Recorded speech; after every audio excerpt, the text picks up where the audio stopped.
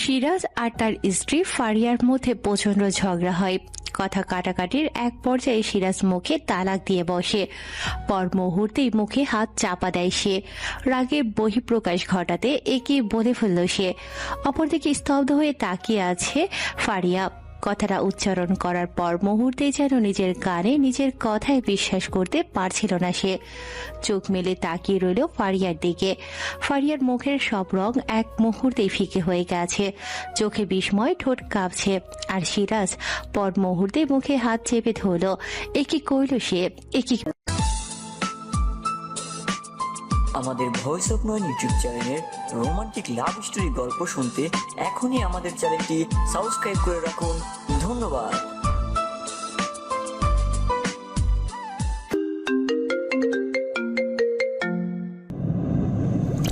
বলল। রাগের মুহূর্তে নিজের জিভের উপর কোনো নিয়ন্ত্রণই রাখতে পারেনি সিরাজ। অবাক ফারিয়া তাকিয়ে আছে তার দিকে। চোখে একরাশ অবিশ্বাস আর বুক ভাঙা কষ্ট। দুজনেই চুপ। দুজনেরই যেন নিজেদের মনের ভেতর একটা ঝড় বয়ে যেতে চলেছে। কিছু শব্দহীন ঝড় ভাঙনের পূর্বাভাস। নিজেকে ধাতস্থ করে ছুটে আসে ফারিয়ার কাছে। দু হাতে ফারিয়ার কাঁধ চেপে ধরে বলল, কিছু হয়নি, রাগের মাথায় বলে ফেলেছি, এগুলো মাথায় নিও না। সিরাজের হাত ঝাড়া দিয়ে ছাড়িয়ে নিয়ে ফারিয়া চোখের পানি ফেলে বলল, একদম ছোবেন না আমাকে। এই মুহূর্ত থেকে আপনি আমার কাছে একজন পরপুরুষ। এই 2টা বছর আপনার মায়ের সমস্ত অত্যাচার সহ্য করেছি শুধুমাত্র আপনাকে ভালোবেসে, আর আপনি এই প্রতিদান দিলেন। সিরাজ থমকে গেল। ফারিয়ার কণ্ঠে যে কঠিন দৃঢ়তা এতদিনে সে কখনো দেখেনি। সে দুপা এগিয়ে আবার ফারিয়াকে ছুতে চাইল, কিন্তু ফারিয়া এক পা পিছিয়ে গেল। তার চোখ দুটো ভেজা, কিন্তু দৃষ্টিতে যেন আগুন ঝলসে। ফারিয়া কাপা কণ্ঠে আবারও বলল, আপনার মায়ের অত্যাচারকে সহ্য করেছি, নিজের স্বপ্নকে বিসর্জন দিয়েছি, সবকিছু মেনে নিয়েছি শুধু আপনাকে আঁকড়ে ধরার জন্য। কিন্তু আপনি রাগের মাথায় যে জিহ্বা এত সহজে তালাক উচ্চারণ করতে পারে, তার কাছে কিছুই আশা করি না আমি। সিরাজ বিছানায় বসে পড়ল ভেঙে পড়া এক মানুষের মতো। মাথা দুহাতে চেপে ধরল সে। তার গলা কাঁপছে, কণ্ঠ ভেঙে যাচ্ছে, তবুও বলল, আমি তোমায় ছাড়া বাঁচবো না ফারিয়া, প্লিজ আমাকে ছেড়ে যেও না। আমি ভেবে কিছুই বলিনি, ভুল করেছি, আমি তোমাকে ছাড়া বাঁচবো না। ফারিয়া ঠান্ডা গলায় উত্তর দিল, ভুল? এই ভুলের পরিণতি ইসলামে কতটা গুরুতর সেটা জানেন আপনি? 3 বার নয়, 2 বার উচ্চারণ করলেই তা কতটা ভয়াবহ তা কি বুঝেন? আবেগের বশে মুখে চলে আসা শব্দ আল্লাহর কাছে রসিকতা নয় সিরাজ। তারপর ফারিয়া এদিক সেদিক তাকিয়ে দ্রুত খাটের পাশে রাখা নিজের ফোনটা বের করলো। কাপা আঙুলে বাবার নাম্বারটা ডায়াল করতে গেল। ঠিক তখনই সিরাজ ঝাঁপিয়ে পড়ে ফোনটা ছিনিয়ে নিল তার হাত থেকে। কলটা কেটে দিল মুহূর্তেই। ফারিয়া শোনো প্লিজ, আমি বলছি তো এটা রাগের মাথায় হয়ে গেছে। তুমি যদি এখন তোমার বাবাকে বলো তাহলে ব্যাপারটা আরো বড় হয়ে যাবে। প্লিজ একটা সুযোগ দাও আমাকে। বলতে বলতে সিরাজের গলা কেঁপে উঠল। ফারিয়া অবিশ্বাস ভরা চোখে তাকিয়ে রইল সিরাজের দিকে। তার গলার স্বর কঠিন, চোখ দুটো রক্তবর্ণ, তার ঠোঁট কাঁপছে, চোখ থেকে অঝরে পানি গড়িয়ে পড়ছে। আপনার জন্য আজ আমি নিজের সম্মানও বিসর্জন দেব? আমি কি এতটাই তুচ্ছ আপনাদের কাছে? সিরাজ ব্যাকুল হয়ে তার সামনে হাঁটু গেড়ে বসে পড়ে বলল, আমি তোমাকে হারাতে চাই না ফারিয়া, প্লিজ এই একবার আমাকে ক্ষমা করে দাও। আমি কসম করে বলছি আর কখনো এমন কিছু হবে না। কিন্তু ফারিয়া নির্দয় চোখে তাকিয়ে বলল, ভালোবাসা যদি সম্মানহীন হয় তা ধরে রাখার কোনো মানে হয় না সিরাজ। আমি নিজেকে আর ছোট করব না। তার কণ্ঠে ছিল এক অনড় সিদ্ধান্তের দৃঢ়তা। তারপর সে শক্ত হাতে সিরাজের হাত থেকে ফোনটা ছিনিয়ে নিল। সিরাজ তাকে আটকাতে গিয়ে আবারও বলল, শোনো না, খালুকে কিছু বলো না, আমরা নিজেদের মধ্যে মিটিয়ে নিতে পারি। আমি চাই না কেউ জানো। ফারিয়া ফুপিয়ে কেঁদে উঠল। এবার গলার স্বর ভেঙে গেল। নিজের মুখে তালাক দিয়ে এখন লুকাতে চাইছেন? আপনার ইজ্জত রাখতে আমি নিজের ইজ্জত বিসর্জন দেব না। ফোনে আবার বাবার নাম্বার ডায়াল করলো ফারিয়া। সিরাজ স্তব্ধ হয়ে বসে রইল মেঝেতে, চোখে হতাশার ছায়া নিয়ে। কি ভেবে আবারও ফারিয়ার হাত থেকে ফোনটা কেড়ে নিয়ে এবার কণ্ঠস্বর পাল্টে বলল, কাউকে কিছু বলতে পারবে না তুমি, আমি বলতে দিব না। ফারিয়া আবারও ফোন নিতে চাইলো, কিন্তু সিরাজের বলিষ্ঠ দেহের সাথে পেরে উঠল না। তারপর ফারিয়া দ্রুত চোখের পানি মুছে একরাশ কঠিন সিদ্ধান্ত নিয়ে বলল, আমি এখানেই এই সম্পর্ক শেষ করছি। আমার আত্মমর্যাদা আপনাদের সংসারে আরো ক্ষত বিক্ষত হোক, তা চাই না। সে দ্রুত আলমারি খুলে কয়েকটা দরকারি জামা কাপড় ব্যাগে ভরে নিল। সিরাজ ছুটে এলো, ব্যাগটা ফারিয়ার হাত থেকে টানতে চাইলো, কিন্তু ফারিয়া এবার কঠিন এক দৃঢ়তায় হাত সরিয়ে নিল। আরো দ্বিগুণ রাগ নিয়ে বলল, যদি সামান্যতম সম্মান থাকে আমার প্রতি, তাহলে আমাকে থামানোর চেষ্টা করবেন না। আমি চলে যাচ্ছি। এর মধ্যে সিরাজের মা বাড়িতে ফিরলেন। তিনি পাশের বাড়িতে গিয়েছিলেন। ঘরে ঢুকে দেখলেন অদ্ভুত এক দৃশ্য। ফারিয়া কাঁদতে কাঁদতে ব্যাগ গোছাচ্ছে, আর সিরাজ ব্যাকুল মুখে তাকে থামাতে চাইছে। গম্ভীর কণ্ঠে গলা চড়িয়ে বললেন সিরাজের মা, এ কি হচ্ছে এখানে? শাশুড়ি মায়ের কথা শুনতে পেয়ে এতক্ষণে নিজের রুম ছেড়ে বেরিয়ে আসে সিরাজের বড় ভাইয়ের বউ। এতক্ষণ রবি বসে সবকিছুই শুনেছে সে, কিন্তু বেরিয়ে আসেনি। দেবর আর তার বউয়ের ঝগড়া শুনতে বেশ লাগছিল তার। এখন শাশুড়ি মায়ের গলা শুনে বেরিয়ে আসে। এদিকে ফারিয়া কোনো উত্তর দিল না, চোখ মুছে ব্যাগের চেন টানলো। সিরাজ অসহায়ভাবে তাকিয়ে রইল মায়ের দিকে। মা, ফারিয়া চলে যেতে চাইছে। সংক্ষেপে সবটা মাকে বলল সিরাজ। সিরাজের মা মুহূর্তেই পরিস্থিতির গাম্ভীর্য বুঝলেন। তার চেহারায় বিরক্তির ছাপ ফুটে উঠল। তিনি গর্জে উঠে বললেন, চলে যেতে চাইছো মানে? এত সাহস কোথা থেকে পেলে? দুদিনের মেয়ে হয়ে এখন আমাদের মান সম্মান নষ্ট করতে চাও? তারপরে তিনি ফারিয়ার দিকে এগিয়ে এলেন, বললেন, এই ঘরে তোমাকে বিয়ে করে এনেছে আমার ছেলে, এই ঘর ছেড়ে যাওয়ার সাহস দেখাচ্ছ, তাও এমন ছোট্ট একটা কারণে? ফারিয়া মুখ তুলে তাকালো, চোখে বিস্ময় আর ক্ষোভ, তবুও শান্ত গলায় উত্তর দিল, 3 তালাক আপনার ছেলে মুখে উচ্চারণ করেছে। ইসলামে এটার কি মানে সেটা নিশ্চয়ই আপনিও জানেন। এই ঘরে আমার আর কোনো অধিকার নেই। সিরাজের মায়ের মুখে কিছুক্ষণ কথা আটকে রইল। তারপর জিভ আর গোড়ামিতে ফেটে পড়লেন তিনি। রাগের মাথায় একটা কথা বেড়ে গেলে কি ঘর ভেঙে যাবে? এক কথা তালাক হয় না, বুঝেছো? আজকালের মেয়েরা একটু হলে নিজের ইজ্জত, নিজের সম্মান এইসব মুখে আনে। বিয়ে টিকিয়ে রাখতে জানতে হয়, ছাড়াছাড়ি করতে নয়। ফারিয়া এবার কঠিন হয়ে বলল, আপনার ছেলের বলা কথা যদি তুচ্ছ হয়, তাহলে আমার চোখের জলও তুচ্ছ ভাবুন। আমি কোনো তর্কে যাব না। আমি শুধু নিজের সম্মান রক্ষা করতে চাই। আমি এত কথা শুনতে চাই না তোমার থেকে। এসব নাটক বাদ দিয়ে যাও, গিয়ে রান্না বসাও। ফারিয়া তার ছেলের হাসি হাসে, তাকে কাজের জন্য প্রয়োজন তাদের, তাছাড়া আর কিছু নয়। বোনকে অগাধ বিশ্বাস করে একমাত্র মেয়েকে তার হাতে তুলে দিয়েছিলেন শাহানা বেগম। ভাবেননি আপন বড় বোনের মুখোশের আড়ালে লুকিয়ে আছে এমন নির্মম রূপ।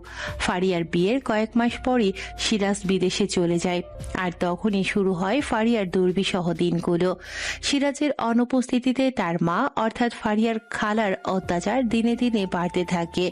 কখনো রান্নায় সামান্য ভুল হলে গালিগালাজ, কখনো ভর দুপুরে কাজের বাহানায় বিশ্রাম না দেয়া, আবার কখনো অকারণে অপমান। ফারিয়া মনের কষ্টে কাঁদত, কিন্তু সিরাজকে কিছু বলতো না। ভেবেছিল একদিন সব ঠিক হয়ে যাবে। স্বামীকে কষ্ট দিতে চায়নি কখনো।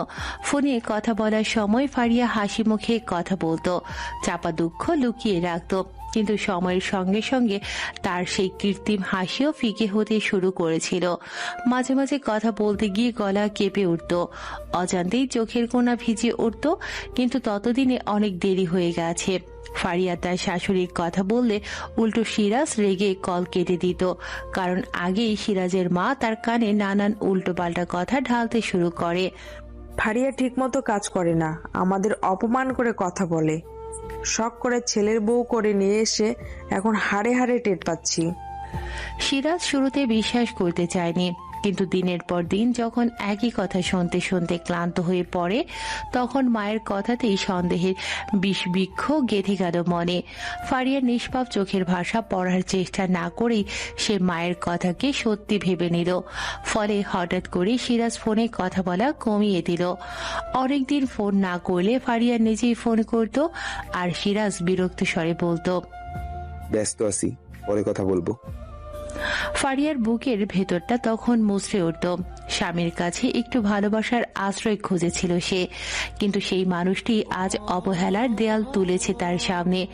একে তো সংসারের নিত্যদিনের অশান্তি, তার উপর স্বামীর এমন ব্যবহারে ফারিয়া ভেঙে পড়ল আরো বেশি। কান্না আর আড়াল করা কষ্টের মাঝে চলছিল তার দিনগুলি। মাঝরাতে বিছানায় চুপি চুপি কাঁদতো, মনে মনে দোয়া করত, আল্লাহ আমাকে সবর দাও, আমাকে সহ্য শক্তি দাও। যখনই ফারিয়া বাবার বাড়ি আসতো, মায়ের কাছে বসে চোখের জল ফেলে সমস্ত কষ্টের গল্প শোনাতো। মায়ের বুকটা ফেটে যেত কষ্টে, কিন্তু শাহানা বেগম লোক লজ্জার ভয়ে শক্ত মুখ করে বলতেন, ভাগ্যে আছে মা, কি করবি, মানিয়ে নে, একদিন সব ঠিক হয়ে যাবে। মেয়েদের জীবনে বিয়ে একবারই হয়, এখন যদি ছাড়াছাড়ি হয়ে যায় আত্মীয় স্বজনের কাছে মুখ দেখাবো কিভাবে? আমারই তো আপন বোন, কে জানে কার মনে কি আছে। আগে যদি জানতাম তোকে ওই বাড়িতে বিয়ে দিতাম না। মায়ের কথায় ফারিয়া যেন আরো অসহায় হয়ে যেত। ভেতরটা চিৎকার করে উঠত, কিন্তু মুখে কিছু বলতো না। চোখের পানি লুকিয়ে আবার ফিরে যেত সেই বাড়িতে, আবারও সহ্য করত সব অপমান, সব যন্ত্রণা, শুধু এই আশায় যে একদিন বোধহয় সত্যি সব ঠিক হয়ে যাবে। কিন্তু সময় তো কারো জন্য থেমে থাকে না। দিনের পর দিন, বছর পর বছর ফারিয়ার আত্মমর্যাদা ভাঙতে ভাঙতে একদিন একেবারে চুরমার হয়ে গেল। সিরাজের অবহেলা, মায়ের বিষাক্ত কথা আর সংসারের নির্যাতন মিলে ফারিয়াকে শেষ করে দিল ধীরে ধীরে। ভেতরটা মৃত একটা শরীরে পরিণত হচ্ছিল। আর আজ সে চাপা ব্যথা, জমে থাকা সব অসম্মান আর অবহেলার পাহাড় এক ঝড়ের মতো ফুঁসে উঠেছে। একটা শব্দের ভেতর দিয়ে সবকিছু শেষ করে দিয়েছে সিরাজ নিজেই, তালাক দিয়ে। এখন আর কোনো মানিয়ে নেওয়া নেই, এখন আর কোনো লোক লজ্জার হিসাব নেই। ভাঙা সম্পর্কের শেষ সীমানায় দাঁড়িয়ে ফারিয়া আজ নিজের অস্তিত্বটাকেই বাঁচানোর সিদ্ধান্ত নিয়েছে। দুপুর গড়িয়ে বিকেল হয়ে গেল, কিন্তু সিরাজ কিছুতেই ফারিয়াকে যেতে দিচ্ছে না। তাছাড়া ফারিয়ার ফোনটাও দিচ্ছে না। সিরাজের মা বিরক্ত হয়ে বললেন, এই মেয়েকে যেতে দে সিরাজ, তোর জন্য অনেক ভালো বউ খুঁজে এনে দেব। এমন পরিস্থিতিতে মায়ের এমন কথায় রেগে যায় সিরাজ। ধমকের স্বরে বলল, অনেক হয়েছে মা, তুমি আর কিছু বলতে এসো না। এক হাতে তালি বাজে না কখনো। আমি এখন বুঝতে পারছি আজকে তোমার জন্যই সবকিছু হয়েছে। আমাকে উল্টাপাল্টা কথা বলে মেজাজ খারাপ তুমি করেছো। সিরাজের কথা শুনে তার মা যেন হতভম্ব হয়ে গেলেন। এমন করে তো কখনো কথা বলেনি তার ছেলে। গলা স্বর কঠিন ছিল, চোখ দুটো রাগে টক টক করছিল। ফারিয়া বিস্ময়ে তাকিয়ে রইল সিরাজের দিকে। এতদিন পর হলেও সত্যটা এক মুহূর্তে বেরিয়ে এসেছে, কিন্তু এখন আর কিছুতেই মনের ক্ষত সেরে উঠবে না তার। ভেঙে যাওয়া ভরসা আর ফিরে আসবে না। সিরাজ এবার ব্যস্তভাবে ফারিয়ার হাত ধরে বলল, ফারিয়া প্লিজ যেও না, ভুল হয়ে গেছে, সব ঠিক করে নিব। তোমার কাছে কথা দিচ্ছি, আজ থেকে কিছুই আগের মতো থাকবে না।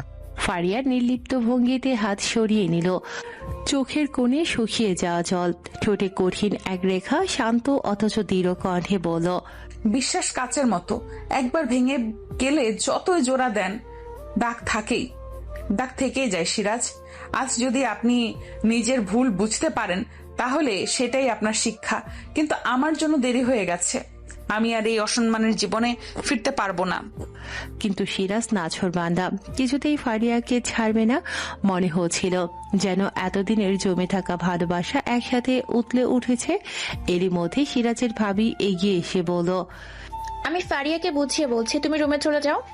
সিরাজ যেন এক টুকরো আশার আলো দেখতে পেল। না চাইতেও মাথা নিচু করে নিজের রুমে চলে গেল। অথচ রুমে ঢোকার সঙ্গে সঙ্গেই তার ভাবি এমন ভাবে জোরে জোরে বলল যেন সিরাজ স্পষ্ট শুনতে পায়, মানুষ মাত্রই ভুল করে, আর যে ক্ষমা যে করতে জানি সেই মহৎ। এরপর ফিস ফিস করে ফারিয়াকে বলল, আমার ফোন দিয়ে তোমার বাবাকে কল করো, বলো এসে তোমাকে নিয়ে যেতে। তাহলে এই ছেলে কিছুতেই তোমাকে ছাড়বে না। নিজের সম্মান বাঁচাতে হলে তাড়াতাড়ি এখান থেকে চলে যাও। ভাবির কথা শুনে প্রথমে ফারিয়া কিছুটা অবাক হয়ে গেল, পরে মনে মনে একরকম তার ছেলের হাসি হাসল। এই মহিলা যিনি কখনো তাকে আপন করে নেননি, বরং শাশুড়ির কান ভরে ফারিয়াকে নানাভাবে কষ্ট দিয়েছে, আজও চাইছে ফারিয়া যেন দ্রুত এ বাড়ি ছেড়ে চলে যায়। তবে অবাক করা ব্যাপার, নিজের অজান্তেই হয়তো তার ভালো চাইছে। ফারিয়া আর দেরি করল না, চুপচাপ ভাবির হাত থেকে ফোনটা নিল, কিন্তু বাবাকে কল দিতে গিয়েও হাত থমকে গেল। চোখের সামনে ভেসে উঠল বাবার শান্ত মুখ, মায়ের ভীত দৃষ্টি। এভাবে হঠাৎ চলে গেলে কি বলবে সবাই, মনে মনে দ্বিধা জাগলো তার। ভাবি আবার ফিসফিস করে তাগাদা দিল, তাড়াতাড়ি করো, এই ছেলে একেবারে পাগল হয়ে গিয়েছে, যে কোনো সময় চলে আসতে পারে। হাত কাঁপলেও ফারিয়া অবশেষে বাবার নাম্বারে ডায়াল করলো। ফারিয়ার বাবা কল রিসিভ করতেই বলল, আব্বু তুমি এক্ষুনি একবার এখানে আসতে পারবে? ভীষণ দরকার ছিল। ওপাশ থেকে বাবার উদ্বিগ্ন কণ্ঠ ভেসে এলো, তাই বাবাকে শান্ত রাখতে ফারিয়া বলল, না কিছু হয়নি, প্লিজ আসো। মেয়ে যতই না করুক কিছু তো একটা হয়েছে, এই ভেবে চিন্তায় পড়ে গেলেন মতিন সাহেব। তবে দ্রুত আসার প্রস্তুতি নিতে শুরু করেন। এদিকে কল কেটে ফারিয়া ফুপিয়ে উঠল না, নিজেকে শক্ত রাখলো। জানালার বাইরে তাকে নির্লিপ্তভাবে আকাশের মেঘ দেখল, বাতাসে ঝড়ের পূর্বাভাস। ঠিক তার নিজের জীবনেও যেন এক ঝড় বয়ে যাচ্ছে। হঠাৎ দরজার আড়াল থেকে সিরাজের নিঃশব্দ পায়ের শব্দ পেল। ছেলেটা যেন গোপনে তাকিয়ে আছে, অপেক্ষা করছে কখন ফারিয়া তাকে আরেকবার সুযোগ দেবে। কিন্তু ফারিয়া আজ দিল, আর কোনো ভুল নয়, আর কোনো আবেগের জায়গা নয়। মতিন সাহেব আসতে আসতে রাত 8টা বেজে গেল। এসেই মেয়ের শুকনো চোখ মুখ দেখে আন্দাজ করে ফেললেন মেয়ে তার ভালো নেই। কিন্তু ঠিক কি হয়েছে? আশেপাশে নজর বুলিয়ে দেখলেন সোফার এক কোণায় দু হাতে মুখ ঢেকে বসে আছে সিরাজ। এখানে আর কেউ নেই। ফারিয়া বাবাকে দেখে ফুপিয়ে কেঁদে ওঠে, চোখের পানিগুলো বাঁধ মানে না কিছুতেই। মতিন সাহেব বিচলিত হয়ে জিজ্ঞেস করেন কি হয়েছে। সিরাজ এবার মুখ তুলে তাকায়, দাঁড়িয়ে অসহায়ভাবে তাকায় বাবা মেয়ের দিকে। ফারিয়া ভাঙা গলায় বলল, আমার আর সংসার করা হলো না আব্বু, সিরাজ আমাকে তালাক দিয়েছে। মতিন সাহেব যেন আকাশ থেকে পড়লেন। কিছুক্ষণ শব্দহীনভাবে ফারিয়ার কথা গিললেন তিনি। বুকের ভেতর কেমন মোচড় দিয়ে উঠল, মাথার ভেতর শব্দ করছে, বিশ্বাস করতে পারছে না, তবু ঠোঁট কাঁপতে কাঁপতে বললেন, কি বলছিস ফারিয়া?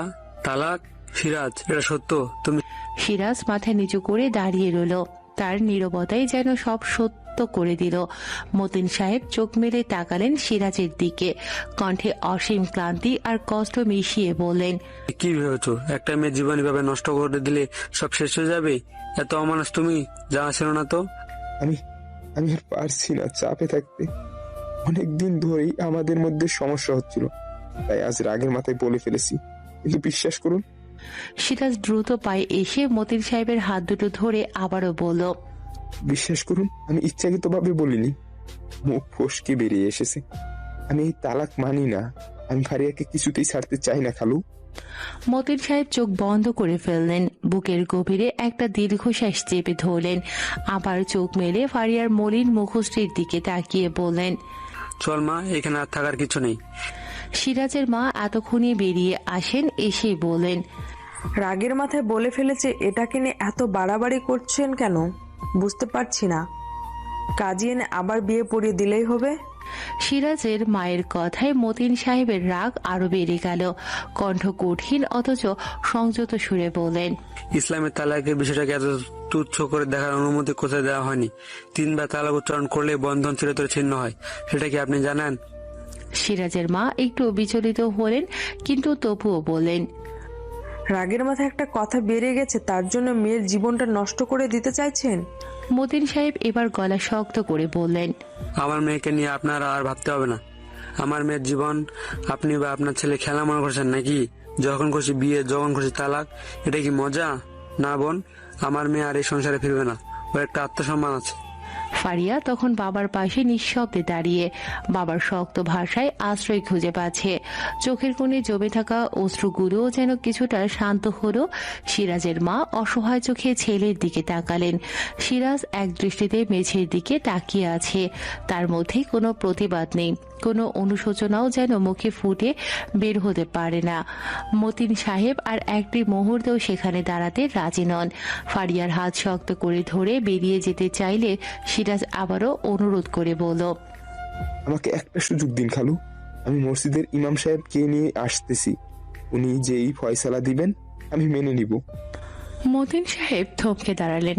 এক মুহূর্তের জন্য ফারিয়ার দিকে তাকালেন। ফারিয়ার চোখে স্পষ্ট অনীহা, কষ্টে জর্জরিত সেই চোখ দুটো যেন বলছে আর নয়। তবুও অভিভাবক হিসেবে মতিন সাহেব আবেগকে সংবরণ করে দৃঢ় গলায় বললেন, ঠিক আছে ইমাম সাহেব, আসুন, তার কথাই চূড়ান্ত হবে। কিন্তু মনে রেখো, যাই হোক আমার মেয়েকে এখানে আর থাকতে দিচ্ছে না। সিরাজ হাঁপাতে হাঁপাতে বেরিয়ে গেল ইমাম সাহেবকে আনতে। বাড়িতে চাপা উত্তেজনা। ফারিয়া বাবার কাঁধে মাথা রেখে চুপচাপ বসে রইল। তার ভেতরেও ঝড় বয়ে যাচ্ছে। কিছুক্ষণ পর সাদা পাঞ্জাবি পরা, মাথায় টুপি, গম্ভীর চেহারার এক ইমাম সাহেব সিরাজের সাথে ঘরে ঢুকলেন। ঘরের ভিতর এক অদ্ভুত নীরবতা নেমে এলো। ফারিয়া সহ মহিলারা বড় করে ঘোমটা টেনে একটু আড়ালে দাঁড়িয়ে রইল। ইমাম সাহেব আসন গ্রহণ করে শান্ত গলায় বললেন, কি বিষয় বলুন। সিরাজ কাপা গলায় সব খুলে বলল, কিভাবে রাগের মাথায় 3 তালাক উচ্চারণ করেছে এবং এখন তা ফিরিয়ে নিতে চায়। ইমাম সাহেব পুরো বিষয় শুনে কিছুক্ষণ চুপচাপ রইলেন, তারপর গম্ভীর কণ্ঠে বললেন, ইসলামে তারা খুব সহজ কোনো বিষয় নয়, আবার এটাকে ছেলে খেলা নেওয়াও বাবা গুনাহ। যদি 3 বার তালাকের শব্দ স্পষ্টভাবে উচ্চারিত হয়ে থাকে তবে বিবাহ বন্ধন ইতিমধ্যেই শেষ। ঘরে নেমে এলো ভারী নীরবতা। আরো স্পষ্টভাবে বোঝাতে ইমাম সাহেব রেফারেন্স সহ বললেন, ইসলামী শরিয়া মতে তালাক হচ্ছে বৈবাহিক সম্পর্ক বিচ্ছিন্ন করে চূড়ান্ত পদক্ষেপ। দাম্পত্য জীবনের সমস্যা জটিল হয়ে পড়লে এবং সমস্যা নিরসনের আর কোনো উপায় না থাকলে তা থেকে নিষ্কৃতির পথ মাত্র। তাই তালাকের ক্ষেত্রে অত্যন্ত ভেবেচিন্তে পরামর্শের মাধ্যমে সিদ্ধান্ত গ্রহণ করা উচিত। তুচ্ছ ঘটনাকে কেন্দ্র করে তালাক দেওয়া, কথা কথায় তালাক দেওয়া অন্যায়, তাই এর থেকে বেঁচে থাকা কর্তব্য। আর তালাক যেহেতু অত্যন্ত স্পর্শকাতর একটি বিষয়, তাই কেউই এই ক্ষমতার অপব্যবহার করলে কিংবা ভুল পন্থায় তা প্রয়োগ করলে সে একদিকে যেমন গুণাগার হবে, অন্যদিকে তালাকও কার্যকর হয়ে যাবে। তাই কেউ যদি তার স্ত্রীকে 3 তালাক দিয়ে দেয়, জেনে হোক অথবা না জেনে, রাগের মাথায় হোক অথবা ঠান্ডা মাথায়, তাহলে 3 তালাক কার্যকর হয়ে সংসার বিচ্ছেদ হয়ে যাবে। এরপর থেকে 3 তালাক প্রাপ্তির স্ত্রীর সাথে পরস্পর দেখা সাক্ষাৎ ও মেলামেশা এবং ফোনে যোগাযোগ রাখা সম্পূর্ণ অবৈধ ও হারাম। 3 তালাকের পরেও একত্রে বসবাস করা, বৈবাহিক সম্পর্ক অটুট রাখা সুস্পষ্ট ব্যভিচার বললে গণ্য হবে। ফলশ্রুতিতে এই অবস্থায় সন্তান জন্মগ্রহণ করলে বাচ্চার বংশ পরিচয় বাবার থেকে প্রমাণিত হবে না, বরং ওই সন্তানকে জারজ সন্তান বলা হয়। আর শরীয়ত নির্ধারিত উত্তরাধিকারী উক্ত জারজ হবে না। জারজ সন্তানের নিসবত হয় তার মায়ের দিকে। সেই হিসাবে পরিচয়ের ক্ষেত্রে বাবার বদলে শুধু মায়ের নাম ব্যবহার করতে পারবে। জেনে বা না জেনে কেউ এরূপ করে থাকলে এখন করণীয় হচ্ছে দ্রুত আলাদা হয়ে যাওয়া এবং এতদিন অবৈধ সংসার করার কারণে আল্লাহ তাআলার দরবারে উভয়কে খাঁটি মনে তওবা ইস্তেগফার করতে হবে। 3 তালাক প্রাপ্তা নারী ইদ্যত, 3 তালাকের পর থেকেই নারীর ইদ্যত শুরু হয়ে যায়। এরপর ইমাম সাহেব চলে গেল। মতিন সাহেব ধীরে ধীরে উঠে দাঁড়ালেন, গম্ভীর মুখে বললেন, আল্লাহর বিধানে আমার সন্তানের জন্য যথেষ্ট। আমার মেয়ে অপমানিত হয়ে আবার এই সংসারে ফিরবে না। চল ফারিয়া। ফারিয়া চোখের পানি মুছে বাবার হাত ধরল। শেষবারের মতো এই বাড়ির দেয়ালগুলোর দিকে তাকালো। কত স্বপ্ন বোনা ছিল এখানে, অথচ সব ভেঙে গেল এক নিমিষে। বুক ভরা কষ্ট নিয়েও শক্ত পায়ে এগিয়ে গেল নিজের সম্মান আর নতুন জীবনের পথে। পেছনে পড়ে রইল কিছু অবহেলিত সম্পর্কের ভাঙা টুকরো। ফাঁকা ঘরে একা দাঁড়িয়ে রইল সিরাজ, অনুতাপে ভেঙে পড়া এক মানুষের প্রতিচ্ছবি হয়ে। চারদিক জুড়ে নেমে এসেছে শুনছার নীরবতা। রাত গড়াচ্ছে দ্রুত, যেন সময়ও হাঁপিয়ে উঠেছে শোকের ভারে। দুপুর থেকে কেউ মুখে কিছু তোলেনি। খিদের যন্ত্রণায় শরীর কাঁপছে সিরাজের মায়ের, তবুও মুখে কিছু বলেননি এতক্ষণ। অবশেষে শক্ত হয়ে উঠে বড় ছেলের বউ রিনার ঘরে গেলেন তিনি। ক্লান্ত গলায় বললেন, শাহিনা বেগম। বড় বউ, রান্নাটা বসিয়ে দিও। সবাই দুপুর থেকে না খেয়ে আছি, আমার শরীরটা ভালো লাগছে না। রিনা তখন ঠোঁট বাঁকিয়ে গলা উঁচু করে বলল, এতদিন তো ফারিয়ে সবকিছু কেটে ধুয়ে ঠিক করে দিত, আমি শুধু রান্না করতাম। এখনো যখন নাই, আপনি সব ঠিকঠাক করে দেন, তারপর আমি রান্না করব। এই কথা শুনে শাহিনা বেগম যেন বিষ খেয়ে বসেন, চোখ রাঙিয়ে গর্জে উঠলেন। তুমি আমাকে কাজের হুকুম দিচ্ছ? এত বছর সংসারে আছো, কখনো কি আমাকে এসব করতে দেখেছো? রিনা নির্লিপ্ত ভঙ্গিতে জবাব দিল, আপনি এতদিন করেন নাই, তাই বলে কি এখন পারবেন না নাকি? আপনি সবকিছু গুছিয়ে দিলে তবেই রান্না করব, না হলে আমি পারবো না। ঘরে যেন থমকে গেল বাতাস। রাগে থরথর করে কাঁপতে লাগলেন শাহিনা বেগমের গলা। পেটে খিদা, অবহেলার তীব্র কাটা সব মিলিয়ে যেন এক অপার ক্লান্তি ছড়িয়ে পড়ল বাতাসে। শাহিনা বেগম চুপচাপ দাঁড়িয়ে থাকলেন কিছুক্ষণ। রিনার চোখে মুখে কোনো অনুশোচনার ছাপ নেই, যেন স্বাভাবিক কথাবার্তা বলছে। বুকের ভেতর হাহাকার করে উঠল শাহিনা বেগমের। তিনি ধীরে ধীরে ফিরে এলেন নিজের ঘরে। দরজাটা বন্ধ করে থম মেরে বসে রইলেন কিছুক্ষণ। এরপর ধরা গলায় বললেন, আমার সংসারটা কি ফারিয়ার ভরসায় ছিল? এরপর দরজাটা খুলে বেরিয়ে এলেন রান্নাঘরের দিকে। কোনো শব্দ না করে ধুয়ে ফেললেন ডাল, চাল, সবজি। হাঁড়িতে পানি তুলে চুলায় চাপালেন। রিনা তখন পাশের ঘর থেকে উকি দিয়ে দেখে বলল, সবকিছু ঠিক করেছেন, এবার দিন আমি রান্না করে ফেলি। শাহিনা বেগম কিছু বললেন না, শুধু মুখ ফিরিয়ে শান্ত গলায় বললেন, আজ আমি নিজেই করব, এখনো আমি মরিনি। রিনার মুখে কোনো কথা থাকলো না। শাহিনা বেগম রান্নায় মন দিলেন। প্রতিটি নাড়াচাড়ায় যেন এক ধরনের রাগের ছাপ। রাত 11:30টার দিকে মূল ফটকের দরজায় শব্দ হলো। একটু পরেই ঘরে পা রাখলেন মতিন সাহেব, সঙ্গে ফারিয়া। দরজা খুলে চমকে উঠলেন শাহিনা বেগম। এই তো সন্ধ্যায় তাড়াহুড়ো করে বেরিয়ে গিয়েছিলেন মতিন সাহেব, কিছু বলেও যায়নি। আর এখন একেবারে অপ্রত্যাশিতভাবে মেয়েকে সঙ্গে নিয়ে ফিরে এলেন। ফারিয়া, বিস্ময়ে বলে উঠলেন তিনি। অবাক দৃষ্টিতে তাকিয়ে রইলেন মেয়ের দিকে। ক্লান্ত ফ্যাকাশে মুখ, তবে চোখে ভরপুর শান্তি আর মায়ের মুখ দেখার আনন্দ। ওদিকে ফারিয়ার ছোট্ট ভাই বোনেরা দৌড়ে এলো তার দিকে। আপু, ছোট বোনটা ফারিয়ার হাত ধরে বলল, আপু কেমন আছো? তুমি আসবে আগে বলনি কেন? তাহলে আম্মু তোমার জন্য অনেক কিছু রান্না করে রাখতো। ফারিয়া হেসে তাদের জড়িয়ে ধরল। চোখ দুটো ঝাপসা হয়ে এলো আনন্দে। মায়ের কোলে ফিরে আসার যে শান্তি, তা কোনো শব্দে বোঝানো যায় না। শাহানা বেগম অস্ফুট কণ্ঠে বলেন, তুই হঠাৎ এই রাতে? মতিন সাহেব শুধু বললেন, সব কথা পরে বলবো, আগে একটু বিশ্রাম নিক।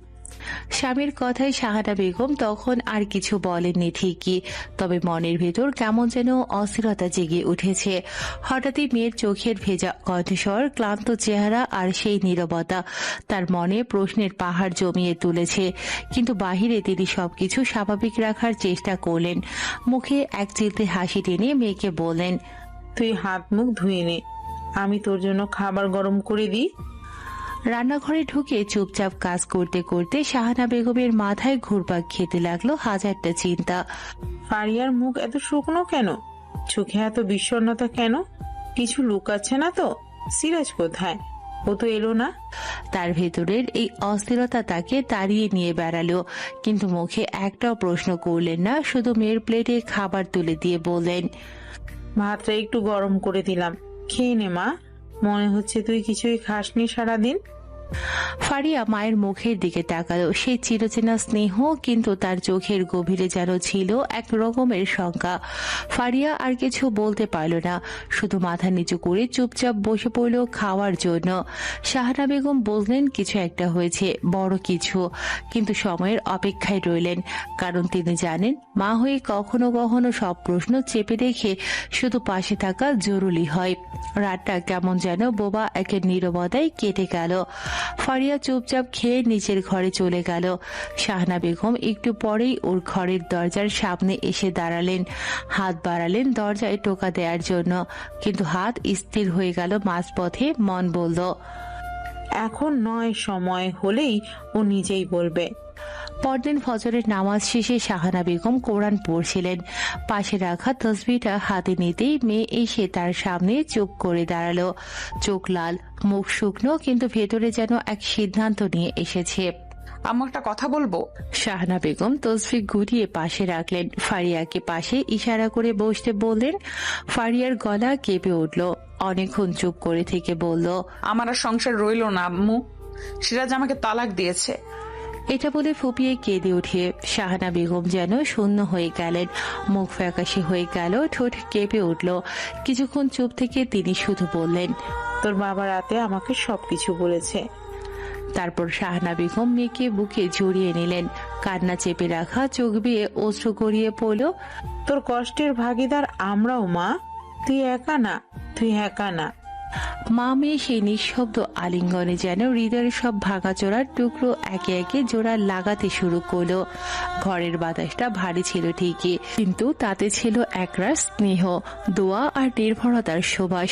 দুদিন পর পাশের বাসার একজন মহিলা ফারিয়াদের সাথে সম্পর্ক ভালো, ফারিয়াদের বাসায় এসে হাজির হলেন। দরজা খুলতেই ফারিয়াকে দেখে মিষ্টি করে হাসলেন তিনি। আরে ফারিয়া মা, কেমন আছো? শুনলাম তোমার জামাই বিদেশ থেকে এসেছে। তার কণ্ঠে উৎসুক সুর। এরপর খানিক থেমে আবার বলেন, তা বলো তো তোমার জন্য কি এনেছে? নিশ্চয়ই অনেক গয়নাগাটি এনেছে, তাই না? মহিলার কথায় হালকা কাশি দিয়ে ফারিয়া কিছু বলতে গিয়েই থেমে গেল।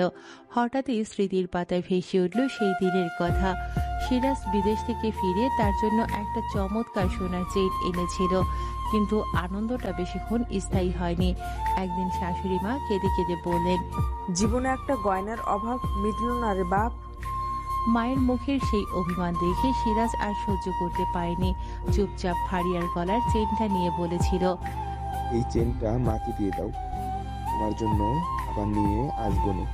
সেই মুহূর্তে কিছু না বলেও ফারিয়ার মনে একটা ক্ষীণ কষ্টের রেখা টেনে গিয়েছিল।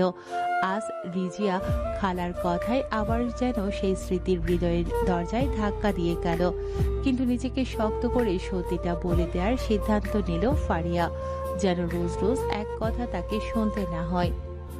মহিলার কথায় স্মৃতির দরজা খুললেও আজ ফারিয়া সিদ্ধান্ত নিয়েছে সে আর আগের মতো চুপ থাকবে না। আশেপাশের মানুষের বারবার এক প্রশ্ন, এক কৌতূহল যেন তার ব্যক্তিগত কষ্টকে খেলনা বানিয়ে না ফেলে। তাই ফারিয়া নিজেকে শক্ত করে সত্যিটা বলে দেবে সোজা, স্পষ্ট। ভদ্রমহিলা তখনও উৎসুক চোখে তাকিয়ে আছেন, উত্তর শোনার জন্য যেন মুখিয়ে।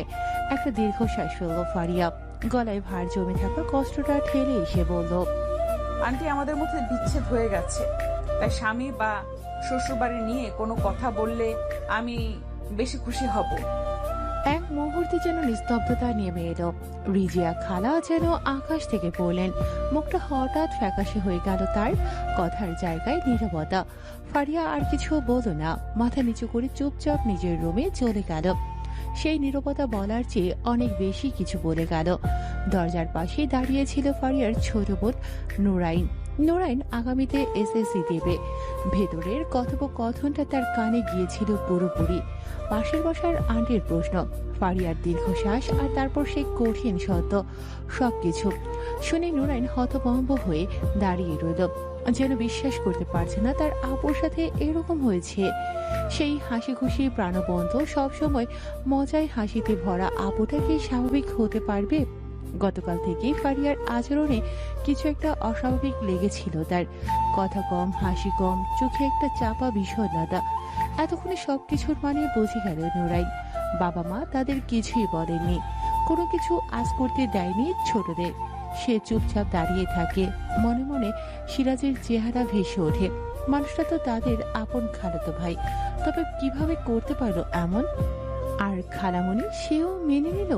নুরাইন আপুর বিয়ের সময় দেখেছে তার আপু কত খুশি ছিল এই বিয়েতে।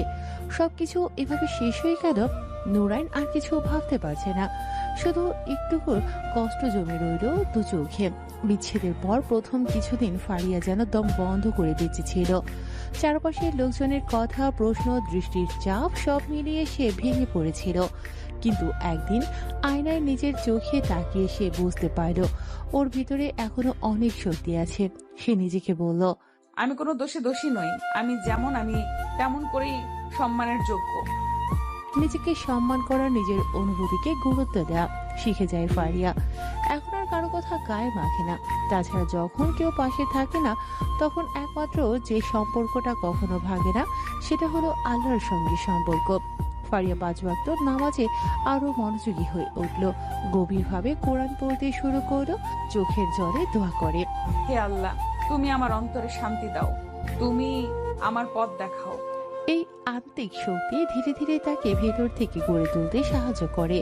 এবার ফারিয়া আর কারো চোখে নিজের মূল্য খোঁজে না, সে নিজেই নিজের জীবনের চালক হতে চায়। সে খুঁজে বের করলো সে কি করতে ভালোবাসে, কোথায় তার আগ্রহ, কি করলে তার দিনটা সুন্দর যায়। হয়তো সে বই পড়ে, গল্প লিখে, কিংবা ছোট্ট একটা হ্যান্ডক্রাফটের পেজ খুলে ফেলে অনলাইনে। নিজের মতো করে বাজার আনন্দই তাকে দিন দিন হাসতে শেখালো। ছোট বোন নুরাইন তার চোখে ফারিয়া একজন আদর্শ। তাই ফারিয়া সিদ্ধান্ত নিল সে মরমরা হয়ে থাকলে নুরাইনও কষ্ট পাবে। সে আবার বোনের সঙ্গে গল্প করতে শুরু করলো, হাসি মুখে পাশে বসে খেতে লাগলো। মাঝে মধ্যে একসাথে দোয়া পড়ে। একটা শক্ত বোন যেন আরেকটা ছোট মেয়ের আশ্রয় হয়ে উঠল। সবকিছুর পর নিজেকে নতুন ভাবে গড়ে তোলার দৃঢ় সিদ্ধান্ত নেয় ফারিয়া। এবার আর কেবল মনটাকে নয়, নিজেকে গড়ে তুলবে মানসিকভাবে, আর্থিকভাবে। নিজের পায়ে দাঁড়ানোর জন্য দরকার প্রথমেই শিক্ষা। তাই সে ঠিক করলো আবার পড়াশোনা শুরু করবে। এসএসসি পরীক্ষার পরই তার বিয়ে হয়ে যায় সিরাজের সঙ্গে। তখনও তার স্বপ্ন ছিল উচ্চশিক্ষা গ্রহণ করে নিজের জন্য কিছু একটা করবে, কিন্তু সেই স্বপ্নে ছাই পড়ে যায় খুব অল্প সময়। সিরাজের মা স্পষ্ট জানিয়ে দেয় ঘরের বউ পড়াশোনা করবে না, আর সিরাজও চুপ থাকলো। সে নিজে থেকেও কোনো উৎসাহ দেখায়নি ফারিয়াকে পড়াশোনা চালিয়ে যেতে। ফারিয়া তখন বাধ্য হয়ে বইপত্র ছেড়ে দেয়, নিজের ইচ্ছেগুলোকে চুপ করিয়ে সংসারের গণ্ডির মধ্যে নিজেকে আটকে ফেলে। কিন্তু আজ আর না, এবার সে নিজের স্বপ্নগুলোকে মরতে দেবে না। সে ঠিক করেছে ফের শুরু করবে পড়াশোনা, গড়ে তুলবে নিজেকে, যেন আর কখনো কারো কথায় নিজের স্বপ্ন বিসর্জন দিতে না হয়। ফারিয়া সিদ্ধান্ত নেয় আর দেরি নয়, নিজেকে গড়ে তুলতে হলে প্রথমেই নিজের শিক্ষাটাকে ফের শুরু করতে হবে। বাবাকে দিয়ে খোঁজ করতে শুরু করলো কোথায় কোন কলেজে ভর্তি হওয়া যায়। শুরুটা সহজ ছিল না, অনেক প্রশ্ন, অনেক বাধা। কেউ বলল 2 বছর পিছিয়ে পড়ে এখন কি করতে পারবে, অযথাই টাকা নষ্ট হবে বাপের। কেউ হাসলেও কেউ তাচ্ছিল্য করলো। কিন্তু এবার ফারিয়া আর থামলো না, কারণ তার পরিবার তার পাশে আছে। একটা কলম, একটা খাতা আর একবার সাহস নিয়ে সে যাত্রা শুরু করলো। বইয়ের পাতায় ডুবে যেত সারাদিন। বাংলা সাহিত্যের কবিতাগুলো যেন তার পুরনো সাথীর মতো ফিরে এলো। রাতের নীরবতায় যখন সবাই ঘুমিয়ে পড়তো, ফারিয়া তখন আলো জ্বেলে পড়ে। কিছু বুঝতে না পারলে ইউটিউব ভিডিও দেখে, গুগল ঘেটে নেয়। প্রতিটা শেখার পেছনে তার থাকে একটা প্রেরণা, নিজেকে প্রমাণ করার ইচ্ছা। এই সময় তার ভেতরের আত্মবিশ্বাসও ধীরে ধীরে ফিরতে লাগলো। আয়নার সামনে দাঁড়িয়ে সে নিজের চোখে চোখ রেখে হাসতে শিখলো। আর ভয় লাগে না কে কি বলবে, তাতে তার কিছু যায় আসে না। সে জানে আল্লাহ তার মেহনত দেখেছেন, আর আল্লাহর কাছেই সে প্রতিদিন হাত তুলে দোয়া করে, হে আল্লাহ, তুমি আমার জ্ঞান বাড়িয়ে দাও, আমাকে হেদায়েত দাও এবং আমাকে শক্ত রাখো এই পথে। পড়াশোনার ফাঁকে ফারিয়া ছোট ছোট কাজও খুঁজে নিতে লাগলো। অনলাইনে গল্প লেখা, প্রাইভেট টিউশন, কিছু টাকা জমতে লাগলো হাতে। যেটুকু হোক সেটা তার নিজের অর্জন, নিজের ঘামে উপার্জন। এই অর্থে প্রতিটার আলাদা গর্ব। একদিন নুরাইন বলল, আপু, তোমাকে আগের থেকে অনেক বেশি সুন্দর দেখাচ্ছে এখন। ফারিয়া হেসে বলল, জানি না আমি দেখতে কেমন, কিন্তু এখনো নিজেকে হারিয়ে ফেলিনি, এটাই বড় কথা। এভাবে ফারিয়া নতুন জীবনের পথে হাঁটতে শুরু করলো, শক্ত হাতে কলম ধরে, মনের ভেতর আল্লাহর উপর ভরসা রেখে। সে জানে এখনো অনেক পথ বাকি, কিন্তু সে একা নয়, আল্লাহ তার সাথেই আছেন। বছরখানেক পর পড়াশোনা আর নিজেকে গড়ে তোলার ব্যস্ততায় সে আর আগের মতো হাহাকার করে না। চোখের জল ফেললেও সেটা কেবল আল্লাহর দরবারেই। ফারিয়া বুঝে গিয়েছে মানুষের কাঁধ খুঁজে জীবনের ভার নামানো যায় না, আল্লাহই একমাত্র ভরসা। একদিন ফারিয়া ভার্সিটি থেকে ফেরার সময় গাড়ির জন্য দাঁড়িয়েছিল রাস্তার পাশে। রোদে ঘামছে, কিন্তু তার মুখে এক চিলতে হাসি, কারণ সে জানতো এই হাসিটা এসেছে নিজের কষ্ট, পরিশ্রম এবং লড়াইয়ের পুরস্কার হিসেবে। হঠাৎ পেছন থেকে এক আওয়াজ, ফারিয়া আপু, আপনি কি সত্যি এবার পরীক্ষায় অংশ নিচ্ছেন? চোখ ফেরাতেই দেখা গেল পাড়ার এক মেয়ে তন্নি। অনার্স প্রথম বর্ষেই ফাইনাল পরীক্ষা দেবে। অনেকদিন ধরেই ফারিয়াকে দেখে মুগ্ধ। ফারিয়া মৃদু হেসে বলল, হ্যাঁ, রেজিস্ট্রেশন করেছি, এবার তোদের সাথেই পরীক্ষা দিব। তন্নির চোখে অবাক বিস্ময়। আপু, আপনাকে দেখে সাহস হয় আমার। ভাবতাম বিয়ে হলে সব শেষ, কিন্তু আপনি তো উল্টো প্রমাণ করলেন। ফারিয়া তন্নির কাঁধে হাত রাখে, চোখে কোমল দৃঢ়তা। জীবনে কিছুই শেষ হয় না, যদি ইচ্ছা থাকে। শুধু মানুষের নয়, আল্লাহর উপর ভরসা রাখবি, দেখবি পথ খুলে যাবে ইনশাল্লাহ। এইভাবে ফারিয়া হয়ে উঠেছিল অনেকের অনুপ্রেরণা। নুরাইন এখন বেশি করে বোনকে অনুসরণ করে। মাও আগের তুলনায় অনেক বেশি কাছের হয়ে উঠেছেন। রাতের বেলায় ফারিয়া বসে বসে নিজের জীবনের অভিজ্ঞতা নিয়ে ছোট ছোট লেখালেখি শুরু করেছে। হয়তো কোনো একদিন নিজেই গল্পের বই আকারে প্রকাশ করবে। সেই গল্পে থাকবে বেদনা, ভাঙা সম্পর্ক, আবার ঘুরে দাঁড়ানো আর অটুট বিশ্বাসের কথা। এভাবেই ফারিয়ার জীবন এক নতুন সূর্যের আলোয় আলোকিত হতে লাগলো। এটা ভাঙনের গল্প না, এটা ঘুরে দাঁড়ানোর গল্প। আল্লাহর রহমতে একজন মেয়ে কিভাবে নিজের স্বপ্নকে আবার কাঁধে তুলে নিতে পারে, সেটার নামই ফারিয়ার জার্নি। এর মাঝে খবর এসেছে সিরাজ আবার বিয়ে করেছে। এই কথা শুনে ফারিয়ার মন খারাপের বদলে হাসি পেল, কারণ সিরাজ বলেছিল ফারিয়াকে ছাড়া নাকি সে বাঁচবে না। কোথায় গেল তার সেই ডায়লগ? একদিন নুরাইন হঠাৎ এসে বলল, সিরাজ ভাই আবার বিয়ে করেছে। কথাটা শুনে ফারিয়া এক মুহূর্তে চুপ করে গেল।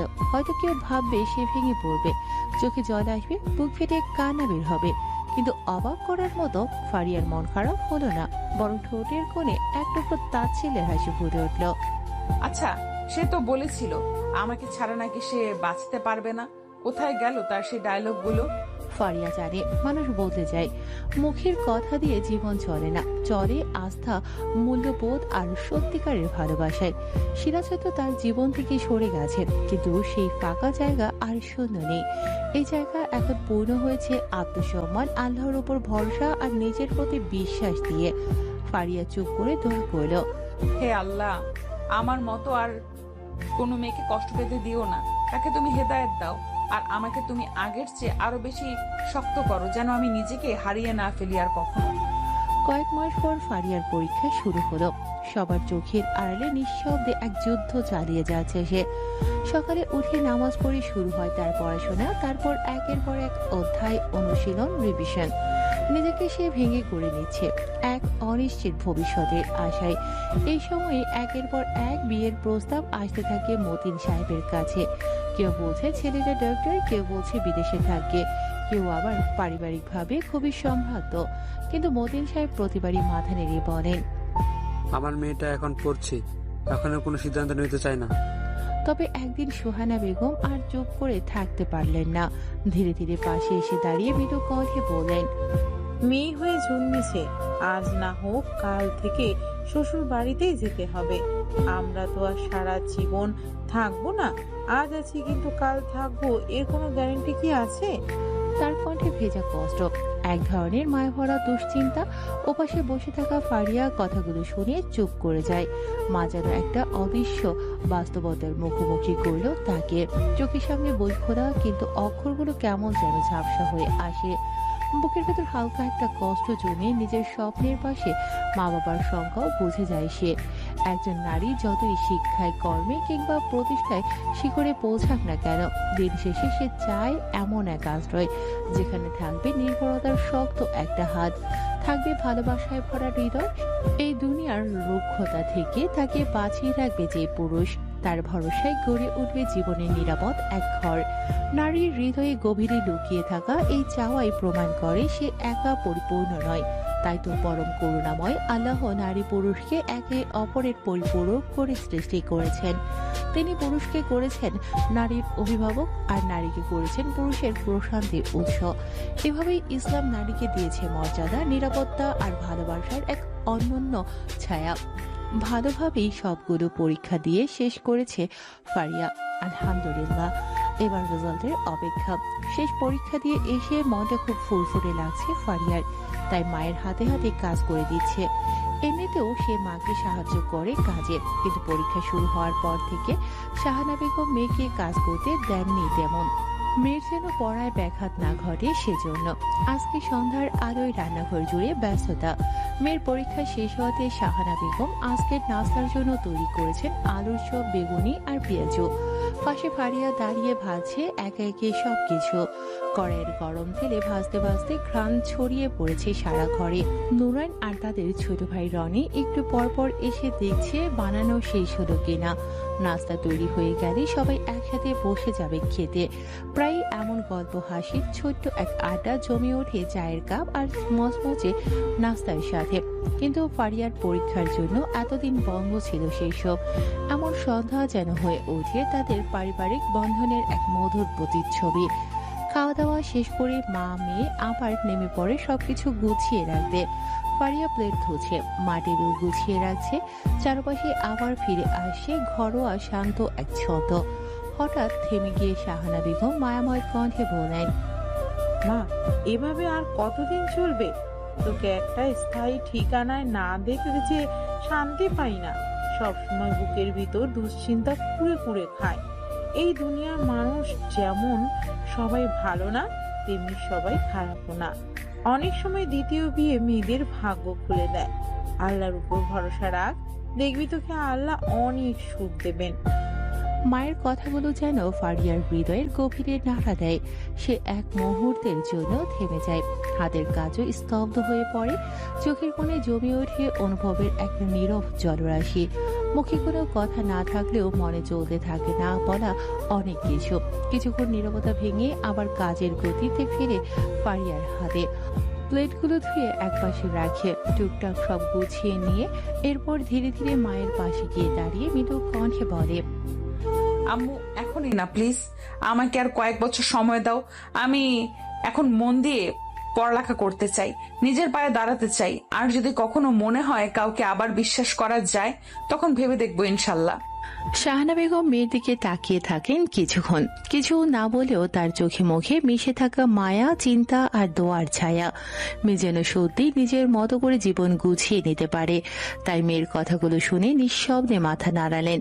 তিনি জানেন ফারিয়া মনের দিক থেকে এখনো ভীষণভাবে আঘাতপ্রাপ্ত। মেয়ের চোখে যে গভীর ক্লান্তি আর সতর্কতা, তা একজন মায়ের চোখ এড়িয়ে যায় না। ঘর নিঃশব্দ। ফারিয়া নিজের ঘরের বারান্দায় গিয়ে গ্রিলের পাশে বসে যায়। বাইরে তাকিয়ে চাঁদের আলোয় ভেসে যাওয়া গাছের ছায়া দেখে সে ভাবতে থাকে, জীবনটাকে আবার নতুন করে শুরু করা যায়। কত স্বপ্ন, কত ভরসা ভেঙে গিয়েছিল তার।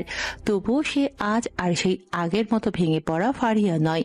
নিজেকে তৈরি করার লড়াইয়ে সে এখন আরো দৃঢ়, আরো অস্থির। রাতের নিস্তব্ধতায় আকাশের দিকে তাকিয়ে ফারিয়া একটি ছোট্ট দোয়া করে, হে আল্লাহ, আমাকে হেদায়েত দাও, আমাকে সেই পথ দেখাও যা আমার জন্য কল্যাণকর।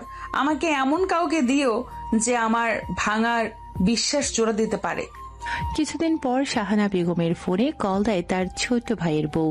শুরুতে কুশলাদি জিজ্ঞেস করার পর আচমকাই প্রশ্ন করে বসলেন, আপা, আপনি কিছু শুনেছেন?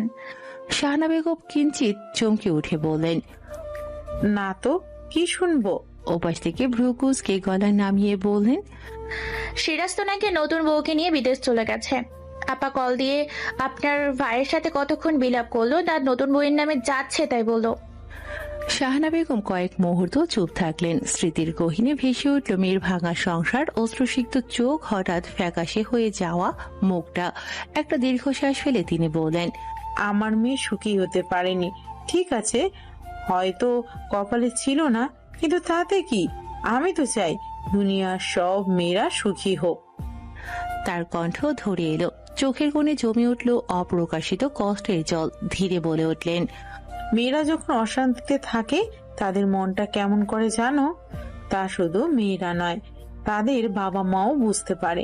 একটা মেয়ের কষ্ট আসলে একটা পুরো পরিবারের বুক ভেঙে দেয়। আপা, ওপাশ থেকে স্তব্ধ গলা। শাহানা বেগম আবারও বললেন, কারো ঘর ভাঙুক এমন কথা আমার মন চায় না।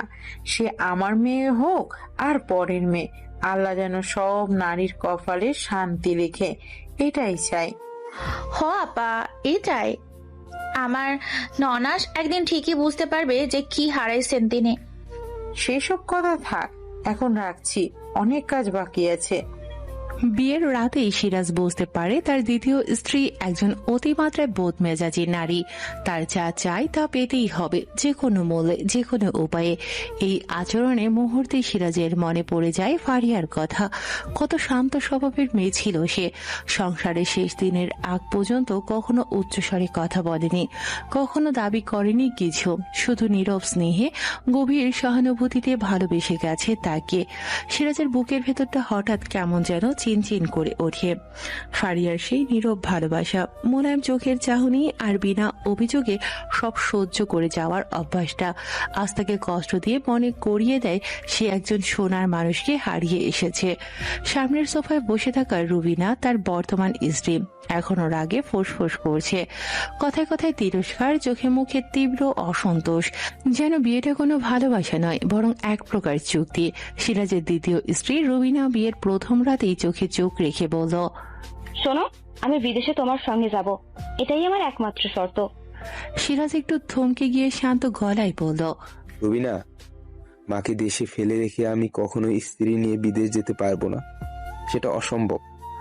রুবিনার চোখে তখন ঠান্ডা আগুন, ঠোঁট কেঁপে উঠল তার শব্দে। তাহলে শোনো, ভোরের আলো ফোটার আগেই আমি এই বাড়ি ছেড়ে চলে যাব। তুমি বিদেশে আরামে থাকবে আর আমি তোমার মায়ের দাসী হয়ে পড়ে থাকবো, এটা হতে পারে না। আমাকে তোমার প্রথম স্ত্রীর মতো সরল ভেবে ভুল করো না। শুনেছি তোমার মায়ের অবিচারে সে এই বাড়ি ছেড়ে চলে গিয়েছিল। সিরাজ চুপ করে গেল। রুবিনার চোখে তখন প্রতিবাদের অশান্ত জ্বালা। সিরাজ আর কিছু বলে না, চুপচাপ ঘর থেকে বেরিয়ে যায় ছাদের দিকে। মনের গহীনে আজ নতুন করে একটা প্রশ্ন তোলা দেয়, ভুল কি আমি তখনই করেছিলাম মায়ের কথা শুনে ফারিয়াকে কষ্ট দিয়ে? সিরাজ এবার বিয়ে করেছে, ভেবেছিল নতুন করে জীবন শুরু করবে। পুরনো সম্পর্কের যন্ত্রণা ভুলে এবার নতুন স্ত্রী রুবিনার সঙ্গে একটা সুন্দর জীবন করবে। কিন্তু বিয়ের প্রথম রাতেই যেন এই স্বপ্নটা চূর্ণ বিচূর্ণ হয়ে গেল। বিয়ের আজকে দ্বিতীয় রাতে রুবিনা চুপ করে বসেছিল বেশ কিছুক্ষণ, তারপর সরাসরি বলল, আমার শর্ত একটাই, আমাকে তোমার সাথে বিদেশে নিয়ে যাবে, আমি এই বাড়িতে পড়ে থাকতে পারবো না। সিরাজ একটু গলা খাকারি দিয়ে বলল, রুবিনা, আমি তো আগেই বলেছি মাকে ফেলে যেতে পারবো না। উনি এখন একা, বয়স হয়েছে, বিদেশে ওনাকে নেওয়াও সম্ভব নয়। রুবিনার চোখে বিদ্রুপ।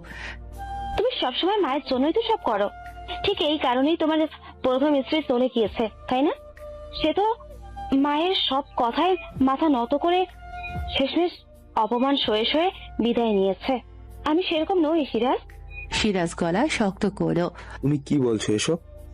মা তোমার শত্রু নন, তিনি শুধু চান সংসারটা যেন ভেঙে না যায়, যেমন আগের বার হয়েছিল। রুবিনা উঠে দাঁড়িয়ে জানালার কাছে গেল, পর্দা সরিয়ে ভোরের দিকে তাকিয়ে বলল, তোমার মা চায় সংসারটা তার মতো করে চলুক, আর আমি চাই একটা স্বাভাবিক জীবন, যেখানে আমি আমার স্বামীকে নিজের করে পেতে পারি। আমাকে নিয়ে যদি তোমার কোনো দায়িত্ববদ্ধতা না থাকে, তাহলে এই সম্পর্ক নিয়ে আমি কোনো আগ্রহ নই। সিরাজ নীরব, তার চোখে তখনও ভেসে উঠছে প্রথম স্ত্রী ফারিয়ার মুখ। রুবিনা আবার বলল, ভোরের আলো ফোটার আগে সিদ্ধান্ত নাও সিরাজ, আমি তোমার মাছ ছায়ায় নিজেকে হারাতে রাজি নই। শেষমেশ অশান্তি আটকাতে সিরাজ বাধ্য হয়ে রাজি হয়ে যায় রুবিনাকে বিদেশে নিয়ে যেতে। ভোরের আলো ফোটার আগ মুহূর্তে ঘর জুড়ে যেন একটা থমথমে নীরবতা। রুবিনা তখন জানালার পাশে দাঁড়িয়ে, মুখে দৃঢ়তা, চোখে অপেক্ষা। সিরাজ সারা রাত ঘুমোতে পারেনি, বিছানায় এলিয়ে থাকা শরীরটায় যেন 100 কিলোর ভার। মা এক পাশে, রুবিনা আরেক পাশে, দুজনের মাঝে আটকে গেছে সে। কিন্তু আরো একটা সংসার ভেঙে যাক এটা সে চায় না।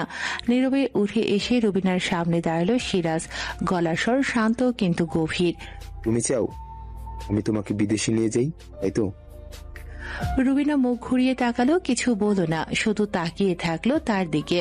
সিরাজ গভীরভাবে নিঃশ্বাস নিয়ে বলল, ঠিক আছে, আমি তোমাকে নিয়ে যাব, তবে শুধু তোমার জন্য নয়, এই সংসারটা টিকিয়ে রাখার জন্য। রুবিনার চোখে তখন এক ঝলক বিস্ময়। সে ভাবেনি সিরাজ এত সহজে রাজি হবে, কিন্তু মুখে জয়ের হাসি ঝুলিয়ে সিরাজকে জড়িয়ে ধরে বলল, দেখবে এবার আমরা অনেক সুখী হব। আমি তোমার পাশে থাকবো যদি তুমি আমার প্রাপ্য সম্মানটা দাও। সিরাজ মাথা নিচু করে চুপচাপ দাঁড়িয়ে থাকলো। ভেতরে কোথাও একটা হাহাকার জেগে উঠল। আগে যদি এই সিদ্ধান্তটা নিতে পারতো, ফারিয়াকে যদি তার সাথে নিয়ে যেত, তাহলে সংসারটা ভেঙে যেত না নিশ্চয়ই। রুবিনা এবার সিরাজকে ছেড়ে ফুরফুরে মনে ঘর গুছিয়ে রান্নাঘরের দিকে গেল। আর সিরাজ দাঁড়িয়ে রইল ভাঙা এক দ্বিধার মধ্যে। বাইরে তখন ভোরের আলো পুরোপুরি ছড়িয়ে পড়েছে। সকালবেলা ঘরের কোণে চুপচাপ বসেছিলেন শাহিনা বেগম। হঠাৎ করে ছেলের মুখে শুনলেন সেই কথা, যেটা তার জীবনের সবচেয়ে বড় আঘাত হয়ে এলো। সিরাজ নিচু গলায় বলেছিল, মা, রবিনাকে আমার সঙ্গে বিদেশে নিয়ে যাব ভেবেছি, অনেক ভেবেচিন্তেই সিদ্ধান্তটা নিয়েছি। শুনেই শাহিনা বেগমের মুখ থমকে গেল। কপালে হাত ঠেকিয়ে ধীরে ধীরে উঠে দাঁড়ালেন। চোখে জলজলে রাগ, কণ্ঠে অভিমানের বিস্ফোরণ। তুই কি বললি সিরাজ? তোর বউ বিদেশে যাবে? আমি বেঁচে থাকতে এই বাড়ির বউ পা বাড়াতে পারবে না দেশের বাইরে। সিরাজ থমকে দাঁড়িয়ে গেল। এরকম তীব্র কণ্ঠে মা তাকে কতদিন পর ডেকেছে কে জানে। শাহিনা বেগম ধীরে ধীরে সামনে এসে বললেন, একটা সংসার ভাঙলি তোর মাথা গরমির জন্য, এখন আবার আর একটা সংসার নিয়ে খেলতে চাচ্ছিস? এই বউ তোর সঙ্গে যাবে আর আমি একা পড়ে থাকবো এই বৃদ্ধ বয়সে? কোন সাহসে বলিস এসব? সিরাজ গলা নিচু করে বলল, মা, আমি এবার সব ঠিক রাখতে চাই, ঝগড়া দ্বন্দ্ব ভাঙন আর নয়। ওকে না নিয়ে গেলে সংসারে আবার অশান্তি শুরু হবে। শাহিনা বেগম কেঁপে কেঁপে বললেন, তুই তো সেই ছেলে যে মায়ের চোখে চোখ রেখে কথা বলতি না কখনো। আজ তুই মায়ের মুখের ওপর বলছিস তোর বউয়ের ইচ্ছে শেষ কথা। ঘরে তখন থমথমে নিস্তব্ধতা। বাইরে পাখিরা ডাকছে, অথচ ভেতরে এক অদৃশ্য যুদ্ধ শুরু হয়ে গেছে এক মা এক স্ত্রীর মধ্যে, আর মাঝখানে জর্জরিত এক ছেলে। শাহিনা বেগমের কণ্ঠ তখনও গম গম করে ঘরের দেয়ালে প্রতিধ্বনিত হচ্ছে। রুবিনা সব শুনছিল রান্নাঘর থেকে। আর সহ্য হলো না তার। ধীর পায়ে সে বসার ঘরে প্রবেশ করল, মুখে স্বাভাবিক দৃঢ়তা, চোখে আত্মবিশ্বাস। আমার কথাই ঠিক হয়েছে তাহলে? আমি জানতাম একদিন না একদিন আমাকে এভাবে থামানোর চেষ্টা হবে, তাই প্রথম থেকেই সিদ্ধান্ত নিয়েছি এখানে থাকা আমার পক্ষে সম্ভব নয়। শাহিনা বেগম তার ছেলের চোখে তাকিয়ে বলেন, এই ঘরের নিয়ম আমি করি, বউদের জেদে ঘর চলে না। রুবিনা বিন্দু মাত্র ভয় পেল না, শান্ত গলায় কিন্তু তীব্র সুরে বলল, আপনি হয়তো ভুলে গেছেন আমি আপনার পুত্রবধূ, আপনার দাসী নই। আমি কোনো অন্যায় দাবি করিনি, আমি শুধু আমার স্বামীর পাশে থেকে একটা সম্মানজনক জীবন চেয়েছি। তা যদি না পাই তবে এই সম্পর্ক টিকিয়ে রাখার মানে কি? সিরাজ হস্তক্ষেপ করতে চাইল। রুবিনা, তুমি চুপ করো। কিন্তু রুবিনা থামালো তাকে। না সিরাজ, আজ আমি স্পষ্ট করে বলতে চাই, আমি কোনো ভান করে সংসার করতে পারি না। আগে বলেছি আমি তোমার প্রথম স্ত্রীর মতো নই। আমি নিজের সম্মান জানি, জানি আমার অধিকারও। তুমি যদি তোমার মায়ের কথার বাইরে যেতে না পারো তাহলে আমিও আমার সিদ্ধান্ত অটল থাকবো। শাহিনা বেগম তাতে দাঁত চেপে বলেন, তাহলে বেরিয়ে যা এই ঘর থেকে। আমি তোর মতো মেয়েকে এই সংসারে রাখতে চাই না। রুবিনার ঠোঁটে হালকা একটা তিক্ত হাসি ফুটে উঠল, বলল, আপনি নিজেই ভাবুন, বারবার ঘর ভাঙার কারণ আপনি নিজে নন তো? ঘরে আবারও নীরবতা, এক অদৃশ্য বিস্ফোরণ ঘটে গেছে যার শব্দ কেবল হৃদয়ের গভীরে শোনা যায়। রুবিনার জেদের কাছে শেষ পর্যন্ত হার মানতে হয় সিরাজকে। সংসারের শান্তি আর সম্পর্কের ভারসাম্য রক্ষার জন্য সে সিদ্ধান্ত নেয় রুবিনাকে নিয়েই বিদেশে যাবে। চোখের কোণে পানি নিয়ে শাহিনা বেগম দরজার সামনে দাঁড়িয়েছিলেন, ছেলেকে বিদায় দিচ্ছেন, কিন্তু মনে হচ্ছে নিজের জীবনে সব সুখ সব শান্তিকে বিদায় জানাচ্ছেন। তিনি শুধু বলেছিলেন, আমার কথা ভাবতে হবে না কারো। সিরাজ কেবল মাথা নিচু করে চুপচাপ বেরিয়ে যায়। মায়ের চোখে চোখ রাখার সাহস তার হয় না। কয়েকদিন কাটে। শাহিনা বেগম একা একা ঘরের কোণে বসে থাকেন। যাদের জন্য এত কিছু ত্যাগ করলেন, তাদের সঙ্গটাই এখন তার জীবনে অনুপস্থিত। হঠাৎ একদিন রান্নাঘর থেকে উচ্চস্বরে কলহের শব্দ আসে। বড় ছেলের বউ গর্জে উঠে বলে, আমি আর এই সংসারে রান্না বান্না করতে পারবো না, আমার আলাদা হাঁড়ি পাতিল লাগবে, সবাই যার যার মতো চলুক। শাহিনা বেগম যেন মুহূর্তেই বোঝেন সংসার এখন ভেঙে পড়েছে নিঃশব্দে। ছোট ছেলের বউ বিদেশে চলে গেছে, বড় ছেলের বউ এখন নিজের জন্য আলাদা গণ্ডি টেনে নিতে চাইছে। তিনি স্তব্ধ হয়ে যান। তার সামনে যেন পুরো জীবনটা ধোঁয়ায় ঢাকা পড়ে যায়। মনে মনে ভাবলেন, এটা কি সেই সংসার যেখানে তার কথা শেষ কথা ছিল? আলাদা হাড়ির শব্দ, চায়ের কাপে চামচ নাড়ার আলাদা ছন্দ, সবকিছু যেন বলে দিচ্ছে তিনি এখন এ বাড়িতে মা নন, একজন বোঝা। আরো একবার একা হয়ে গেলেন শাহিনা বেগম। বিদেশ যাওয়ার পর প্রথম কয়েক মাস সবকিছু বেশ ভালোই চলছিল। সিরাজ নিয়মিত মোটা অঙ্কের টাকা পাঠাতো। শাহিনা বেগমও একা একাই কিছুটা স্বস্তি নিয়ে দিন কাটাচ্ছিলেন। মনে হতো ছেলেটা দূরে থাকলেও মায়ের প্রতি দায়িত্ব ভুলে যায়নি। কিন্তু ধীরে ধীরে সবকিছু বদলে যেতে লাগলো। পরের মাসের শেষ তারিখ পেরিয়ে গেলেও টাকা এলো না। শাহিনা বেগম ভেবেছিলেন হয়তো সিরাজ ব্যস্ত, কালই পাঠাবে। কিন্তু এরপর দিন গেল, সপ্তাহ গেল, টাকার কোনো হদিশ নেই। ফোন করে বলার পর সিরাজ একদিন শুধু বলল, রুবিনার কিছু শারীরিক অসুবিধা চলছে মা, খরচ একটু বেড়েছে, সামলাতে কষ্ট হয়ে যাচ্ছে। শাহিনা বেগম কিছু বলার ভাষা খুঁজে পেলেন না। একদিকে ঘরে চাল, ডাল, তেল সব ফুরিয়ে আসছে। হাতের গয়না কিছু সঞ্চয় সেই সব আগেই গিয়েছে ছেলের ভবিষ্যতের পেছনে। বড় ছেলে সে তো এমনিতেই কিছু দিত না, মুখে বলতো, ছোট ভাই তো বিদেশে, ওর দায়িত্ব, আমারও তো নিজের সংসার চালাতে হয়।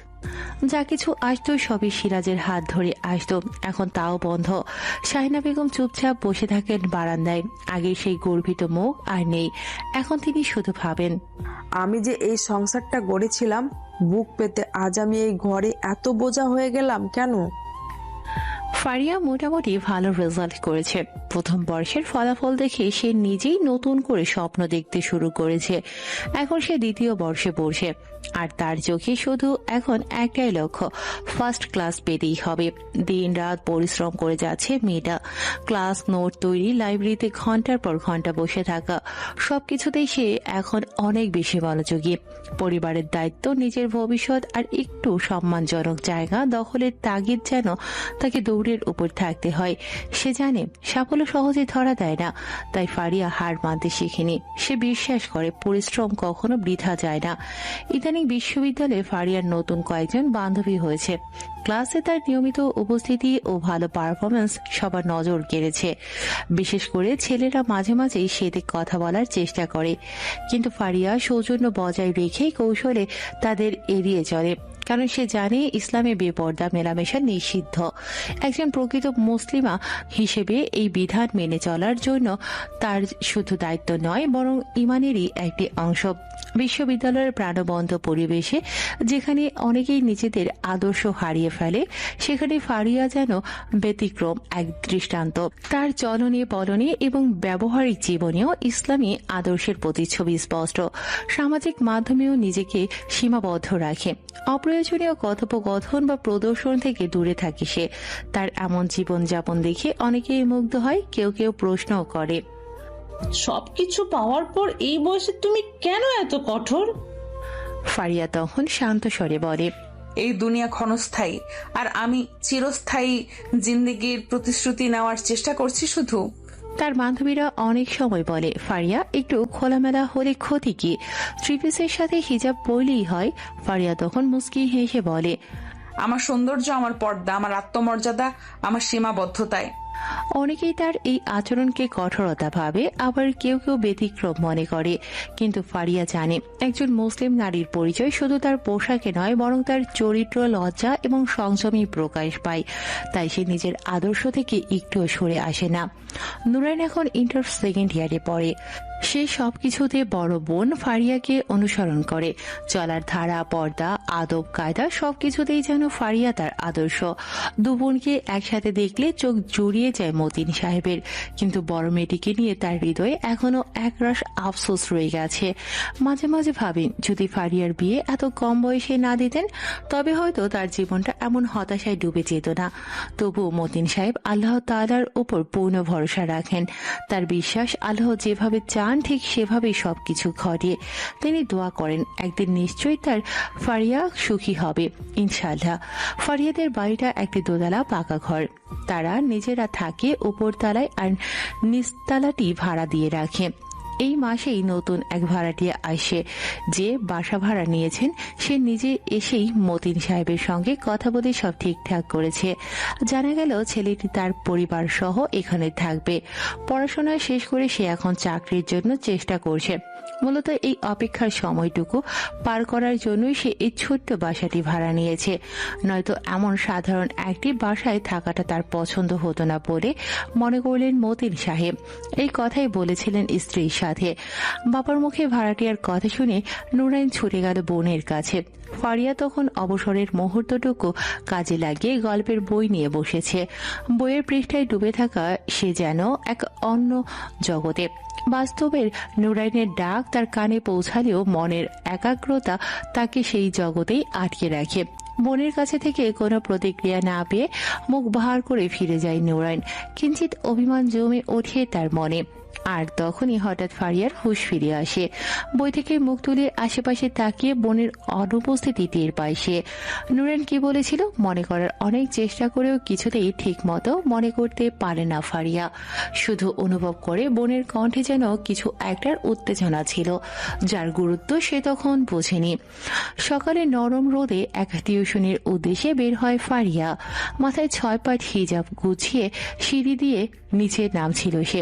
ঠিক তখনই হঠাৎ করে এক ছেলের মুখোমুখি পড়ে যায়। ছেলেটির পরনে ছিল লুঙ্গি আর সেন্ডো গেঞ্জি, হাতে একটি বালতি ভর্তি ভিজে কাপড়। দেখেই বোঝা যাচ্ছে সে ছাদে কাপড় শুকাতে যাচ্ছে। দুজনে একই সময়ে একে অপরকে পাশ কাটাতে গিয়ে একটু দ্বিধায় পড়ে যায়। ফারিয়া ডান দিকে সরতে যায়, ছেলেটিও যায় ডান দিকে। আবার ফারিয়া বাঁদিকে সরতেই ছেলেটিও যায় সেদিকে। যেন এক অদ্ভুত সমন্বয়হীনতার খেলা। মুহূর্তের জন্য দুজনে কিংকর্তব্য বিমূঢ়। ফারিয়া চোখ নামিয়ে নিয়ে শান্তভাবে একপাশে সরে দাঁড়ায়। ছেলেটিও লজ্জায় কিছু না বলে দ্রুত উপরের দিকে উঠে যায়, যেন কিছুই ঘটেনি। ফারিয়া নিচে নেমে গেটের দিকে এগিয়ে যায়। তখনও তার মনে একটু অস্বস্তি কাজ করছিল। ছেলেটিকে আগে কখনো দেখেনি। টিউশনিতে যাওয়ার পথে ফারিয়ার মনে পড়ে আব্বু বলেছিল এই মাসে নতুন ভাড়াটিয়া উঠবে। হঠাৎই মনে হলো এই ছেলেটাই কি সেই নতুন ভাড়াটিয়া। তার হাবভাব, পরনে বাসার আরামদায়ক পোশাক আর হাতে কাপড় ভরা বালতি, সবকিছুই যেন মিলিয়ে যাচ্ছে বাবার বলা বর্ণনার সঙ্গে। দিনের বেলা টিউশন শেষে বাসায় ফিরে ফারিয়া রান্নাঘরের দিকে যাচ্ছিল।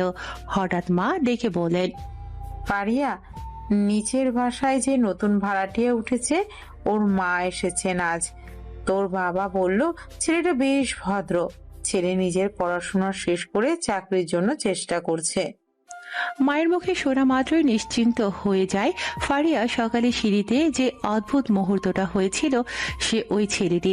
কিন্তু সেই ভদ্র ছেলে সম্পর্কে ফারিয়ার মনে ঠিক কেমন ধারণা তৈরি হলো তা সে নিজেও জানে না। রাতে নীরবতা ভেঙে আব্বুকে ডেকে ফারিয়া গম্ভীর কণ্ঠে বলল, আব্বু, কাজটা কিন্তু একদম ঠিক করনি তুমি। মতিন সাহেব কিছুটা বিস্মিত হয়ে মেয়ের দিকে তাকালেন। কোন কাজের কথা বলছিস মা? ফারিয়া বিরক্ত ভঙ্গিতে বলল, তুমি ভাড়াটিয়াদের ছাদে ওঠার অনুমতি দিলে কেন? জানো না তোমার 2টি মেয়ে আছে? পুরুষ মানুষ ছাদে যাওয়া মানেই যে কোনো সময় আমাদের মুখোমুখি হয়ে যাওয়া। এটা কি তোমার উচিত হয়েছে? মতিন সাহেব একটু অসহায় মুখে গম্ভীর কণ্ঠে বলেন, আমি তো চাইনি এমন হোক মা, কিন্তু দেখ নিচতলা একদম অন্ধকার, ভিজে কাপড় শুকানোর মতো উপযুক্ত জায়গা নেই, তাই বাধ্য হয়ে ছাদ ব্যবহারের অনুমতি দিতে হয়েছে। ফারিয়া দীর্ঘশ্বাস ফেলে বলল, তোমার মেয়েদের নিরাপত্তার চেয়ে কাপড় শুকানোটা কি বেশি জরুরি ছিল আব্বু? মতিন সাহেব নিরুত্তর হয়ে মাথা নিচু করে বসে রইলেন। পরের কয়েকদিন ফারিয়া লক্ষ্য করল ছেলেটি খুব একটা বাড়ির বাইরে বের হয় না। এখন আর সকালবেলায় ছাদে কাপড় শুকোতে যেতে দেখা যায় না, তবে পরিবারের অন্যান্য সদস্যদের চলাচল আছে। তখন ফারিয়া বুঝতে পারে নিশ্চয়ই আব্বু কিছু বলেছে। তাছাড়া ফারিয়া চেষ্টা করে যতটা সম্ভব চোখে না পড়ে চলতে। সিঁড়িতে নামার সময় সাবধানে দেখে নেয় কেউ আছে কিনা। নতুন ভাড়াটিয়া নিয়ে ওর মনে কেমন যেন এক অজানা অস্বস্তি। একদিন বিকেলে মা যখন রান্নাঘরে ছিলেন তখন নিচতলা থেকে একজন মহিলা উপরে উঠে এলেন। বয়সে কিছুটা মধ্যবয়স্ক, মুখে মায়াবী হাসি। ফারিয়াকে দেখে জিজ্ঞেস করলেন, তোমার মা বাসায় আছে? ফারিয়া ভদ্রভাবে জবাব দিল। তারপর মাকে ডেকে দিল। একটু পরেই জানতে পারল এই ভদ্র মহিলাই সেই ছেলেটির মা। নাম তার সাগরিকা চৌধুরী। ভদ্রমহিলা চলে গেলেন। শাহানা বেগম মুখ ফিরিয়ে ফারিয়ার দিকে তাকিয়ে মুস্কি হেসে বললেন, ছেলেটার নাম তাহাসান, খুব ভদ্র এবং পরিশ্রমী। ওর মা বলছিল ছেলেটা কোনো মেয়ের সঙ্গে মিশে না, সব সময় পড়াশোনা নিয়েই থাকে। আজকালকের ছেলেদের মাঝে এমন ভাব আছে। মায়ের কথা শুনে ফারিয়ার মনে হালকা একটা বিরক্তি জেগে উঠল। মানুষ ভদ্র হতেই পারে, তাই বলে এত মাথা ঘামানোর কি আছে? তবে মুখে কিছু না বলে চুপচাপ নিজের রুমে চলে গেল সে। দরজা খোলাই থাকলো, কিন্তু ফারিয়ার মনে যেন হালকা একটা বিরক্তির পর্দা নেমে এলো। ওদিকে শাহানা বেগম আর কিছু বললেন না। মেয়ের মুড বুঝে নিয়ে আবার রান্নার কাজে মন দিলেন। হাঁড়িতে তরকারির ঘ্রাণ ধীরে ধীরে ছড়িয়ে পড়ল পুরো বাড়িতে। তাহসান মিয়াজি একজন মেধাবী তরুণ। ছাত্র জীবনে সে ছিল বরাবরই প্রথম সারির। ফলাফল দেখে যে কেউ বলবে ভবিষ্যৎ নিশ্চয়ই উজ্জ্বল, কিন্তু বাস্তবতা বড়ই নির্মম। দীর্ঘদিন ধরে চেষ্টা করেও সে এখনো একটা ভালো চাকরির সন্ধান পায়নি। তবে তাহসান থেমে থাকেনি। বেকার হলেও বসে নেই সে। ঘরে বসেই ছোটখাটো কাজ করে কিছু অর্থ উপার্জন করছে। সেই আয়ে কোনো মতে চলে যাচ্ছে মা বাবা আর ছোট বোনের খরচ। কিন্তু তাহসান জানে এভাবে আর কতদিন। জীবনের গতি এক জায়গায় আটকে থাকতে চায় না।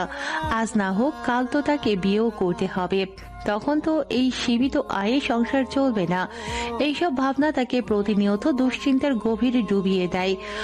ভবিষ্যতের অনিশ্চয়তা আর পরিবারের দায়িত্ব মিলিয়ে তাহসান এখন এক অদৃশ্য যুদ্ধের সৈনিক। চাকরির চেষ্টা চলছে প্রতিদিনই, কিন্তু এখনো কোনো নিশ্চিত সুযোগ আসেনি তাহসানের হাতে। তাই বাধ্য হয়ে ঢাকার এই এক সস্তা ভাড়ার বাসায় ঠাঁই নিতে হয়েছে তাকে। নিজের মতো করে কিছু একটা করার তাড়না থাকলেও বর্তমান ব্যবস্থা যেন সবসময় টেনে ধরে তাকে।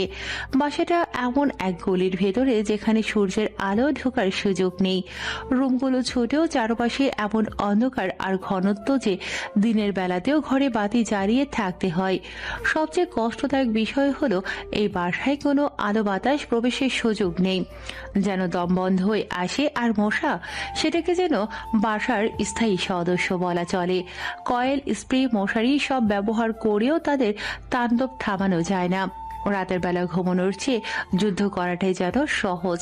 বাড়িওয়ালার মেয়েদের জন্য ছাদে যাওয়াও নিষেধ তাহসানের, তবে তার মা আর বোন যেতে পারে, এটাই অনেক। এত কিছুর পরেও তাহসান হাল ছাড়ে না।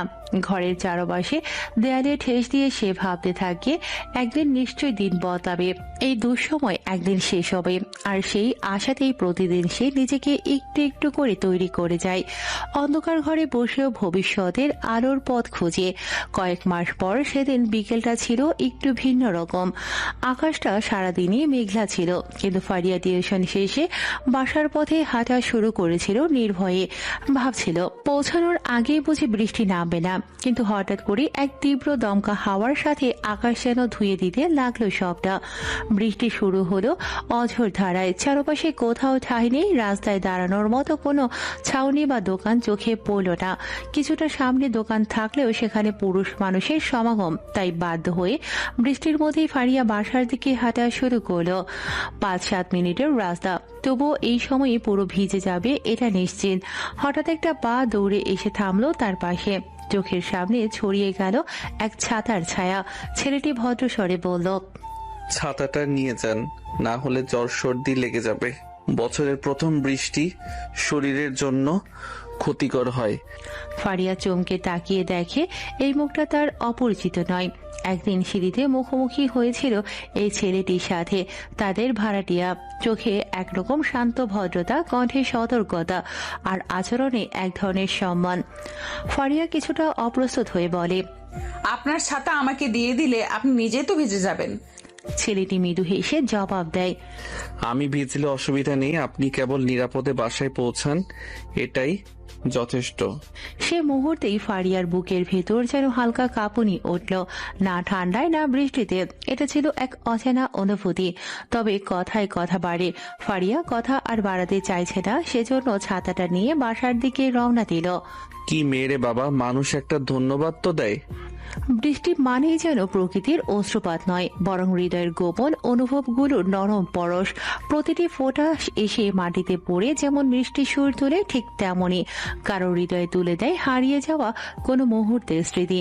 যেদিন বৃষ্টি নামে সেদিন পৃথিবীটা একটু ধোয়া ধোয়া লাগে, রাস্তাঘাট ভিজে যায়, গাছপালা নতুন প্রাণ পায়, আর মানুষের মনের কোণে জমে থাকা আবেগগুলো যেন একে একে খুলে পড়ে। জানালার পাশে বসে থাকা কেউ তখন ভাবতে থাকে কারো কথা, যে এক সময় ছিল অথবা যে কখনো আসেনি কিন্তু মনের ভেতর ঠিকই বাস করে। বৃষ্টির শব্দ অনেক কিছু বলে, কখনো সেটা হয় প্রিয় কারো মনে পড়া, কখনো আবার অব্যক্ত ভালোবাসার অনুরণ। এ যেন প্রকৃতি আর প্রেমিক হৃদয়ের গোপন যোগাযোগ। চোখের দেখা নয়, মনের অনুভবে লেখা হয় সে চিরন্তন কবিতা। আর সবচেয়ে সুন্দর মুহূর্ত যখন কেউ এসে নিঃশব্দে ছাতার নিচে জায়গা দেয়, কথা না বলেও চোখে রেখে যায় এক প্রশ্ন, তোমার পাশে হাঁটতে পারি? ছাতা নিয়েও নিচের অর্ধেক ভিজে যায় ফারিয়া, তবে মাথা ভিজেনি বলে সর্দি কাশি থেকে বাঁচা যাবে। এই বা কম কিসে। বাসায় ঢোকার সাথে সাথে শাহানা বেগম মেয়ে ভিজে গেছে দেখে বললেন, এই বৃষ্টির মধ্যে বের হতে গেলি কেন? বৃষ্টিটা থামলে বের হওয়া যেত না? আমি যখন বের হয়েছি তখন বৃষ্টি ছিল না আম্মু। তারপর মাকে ছাতাটা দেখিয়ে বলল, ছাতাটা বারান্দায় খুলে রাখ, শুকিয়ে যাবে।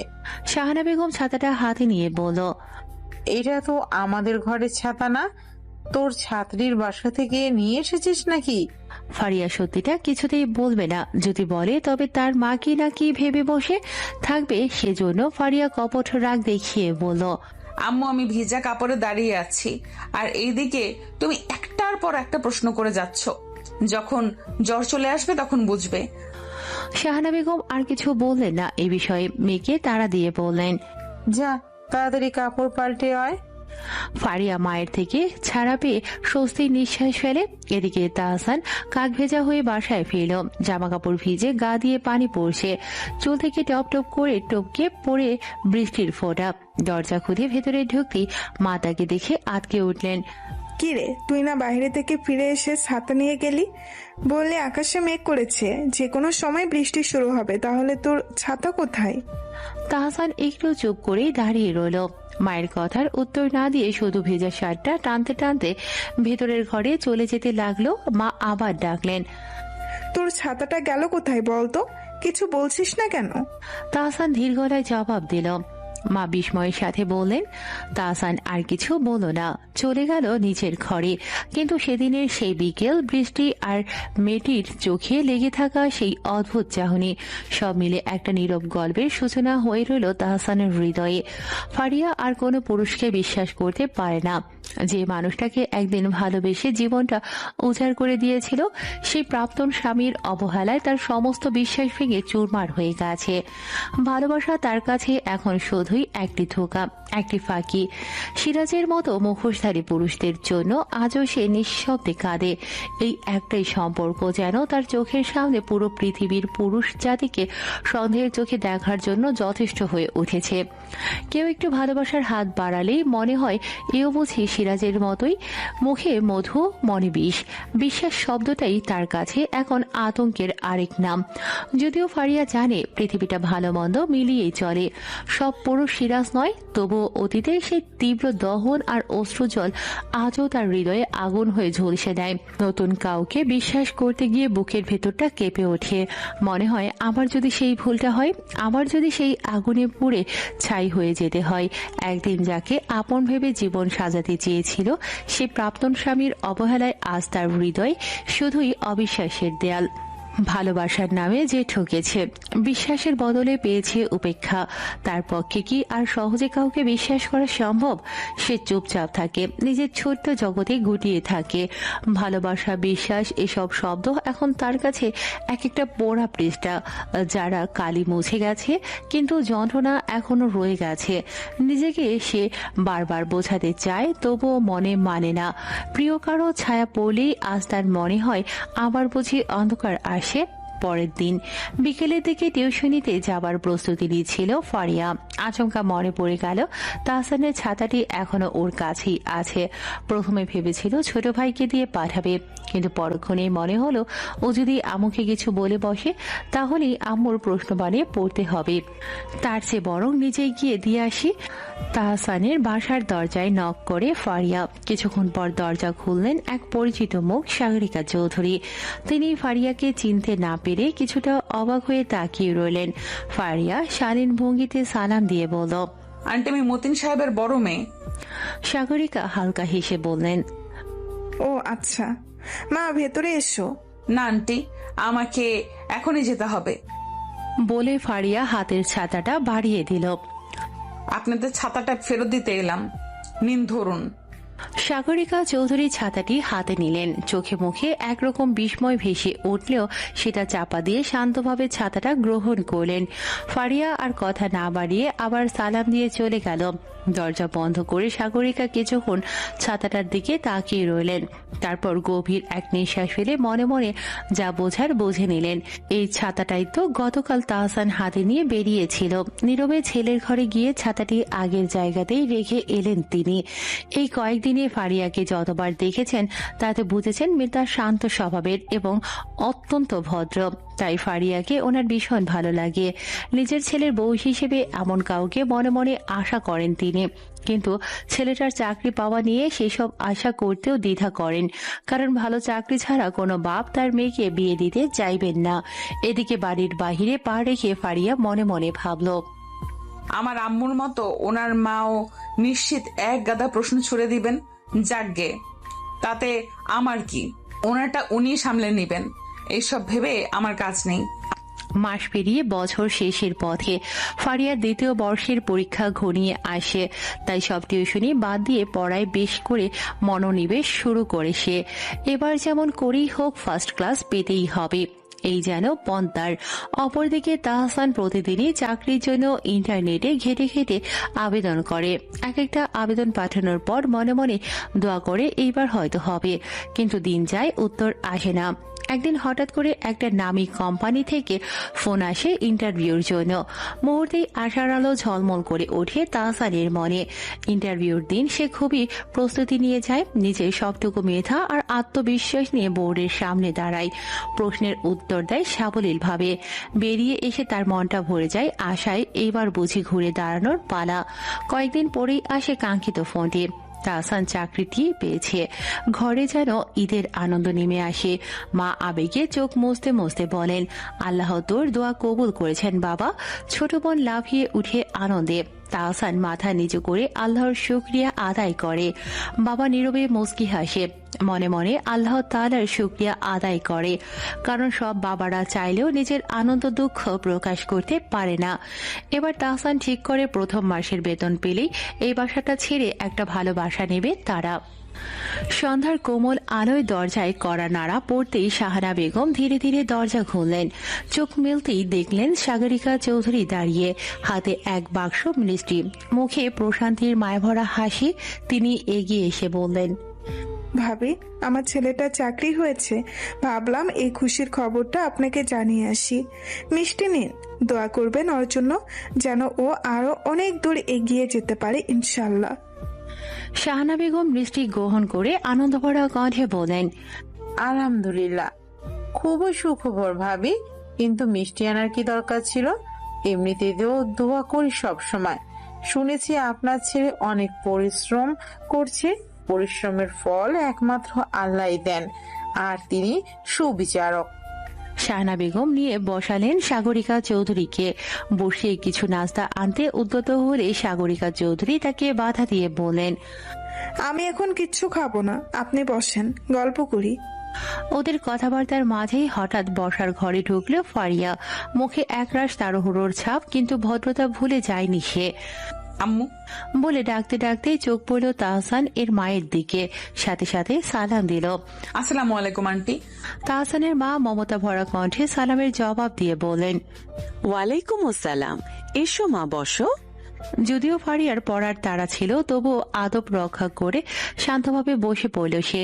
সাগরিকা চৌধুরী তখন মুখ ভরিয়ে হাসি নিয়ে বললেন, জানো ফারিয়া, আমার ছেলেটা চাকরি পেয়েছে, আলহামদুলিল্লাহ। অনেক পরিশ্রম করেছে ছেলেটা।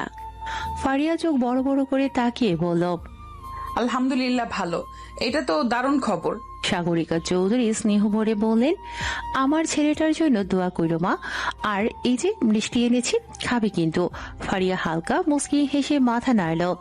ফিয়ামানিল্লাহ। জি আন্টি, খাবো ইনশাল্লাহ। এরপর শাহানা বেগম ও সাগরিকা চৌধুরী গল্পে মেতে উঠলেন। তাদের আলোচনা গড়িয়ে গেল রান্না বান্না, বাজার দর, আত্মীয় স্বজন থেকে শুরু করে নানান সাংসারিক বিষয়ে। মাঝখানে কয়েকবার ফারিয়া কিছু বলার চেষ্টা করেও থেমে গেল। সে পড়ার দ্বারায় মন স্থির করে উঠতে পারছিল না। আবার মাঝখান থেকে উঠে যাওয়াটাও ভদ্রতা বিরুদ্ধ হবে ভেবে এমন দ্বিধায় পড়ে চুপচাপ বসে রইল। সময় যেন থেমে গেছে তার জন্য। ঠিক তখনই ভেতরের দিক থেকে মতিন সাহেবের গলা শোনা গেল, আরে মা, এক গ্লাস পানি দিয়ে যা তো। ডাক শুনে যেন হাঁপ ছেড়ে বাঁচল ফারিয়া। মনে হলো মুক্তির নিঃশ্বাস ফেলল সে। উঠে দাঁড়িয়ে দ্রুত পা বাড়ালো রান্নাঘরের দিকে। পানি হাতে নিয়ে ফারিয়া গেল বাবার কাছে। গ্লাসটা বাড়িয়ে দিয়ে কোমল কণ্ঠে বলল, আব্বু, তোমার আর কিছু লাগবে? মতিন সাহেব গ্লাসটা হাতে নিয়ে একটু হাসলেন। না রে মা, তুই গিয়ে পড়তে বস। তোকে ওখান থেকে উঠিয়ে আনার জন্য ডাকছি। তোর পরীক্ষার সামনেই। আর তোর মা কিনা তোকে বসিয়ে রেখেছে ওখানে। ফারিয়া হালকা হাসল। আম্মুর দোষ নেই। নিচতলার আন্টি তো জানেন না আমার পরীক্ষা, তাই উনিই বসতে বলেছিলেন। মতিন সাহেব কিছুটা বিরক্ত মুখে বললেন, তা না হয় বুঝলাম, কিন্তু তোর মা বলতে পারতো যে তোর পড়ার তাড়া আছে। যাক, তুই পড়তে বস এখন। ফারিয়া মাথা নেড়ে শান্ত গলায় বলল, আচ্ছা যাই। চাকরিতে যোগ দেওয়ার পর থেকে তাহসানের জীবনে যেন এক নতুন অধ্যায়ের সূচনা হলো। এখন সে প্রতিদিন নিয়ম করে সকালবেলা অফিসে যায়, জামাকাপড় গুছিয়ে পরিপাটি হয়ে বেরিয়ে পড়ে সময় মতো। চোখে একরাশ স্বপ্ন, মনে দায়িত্বের গভীর অনুভব। ঘর ছেড়ে বেরিয়ে যাওয়ার সময় তার মুখে থাকে এক শান্ত আত্মবিশ্বাসী হাসি, যেন নিজেকে নতুনভাবে গড়ে তোলার দৃঢ় প্রত্যয় নিয়েই এগিয়ে চলছে সে। নতুন এই পথ চলায় তাহসান দিন দিন আরো পরিণত হয়ে উঠেছে। তাহসানের অফিসে যাওয়া, কাজ শেখা সবই যেন ধীরে ধীরে তার জীবনের অভ্যস্ত নিয়মে পরিণত হলো। প্রতিদিন অফিস থেকে ফিরে ক্লান্ত মুখেও একরকম তৃপ্তির ছাপ থাকে।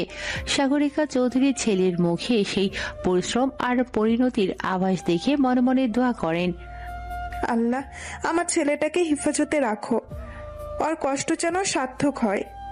সাথে প্রতিদিন তাহসানের জন্য পছন্দের খাবার রান্না করে রাখেন। ছেলের হাসি মুখ দেখলেই তার বুকটা ভরে যায়। তাহসানও মাঝে মাঝে মায়ের কাঁধে মাথা রেখে বলে।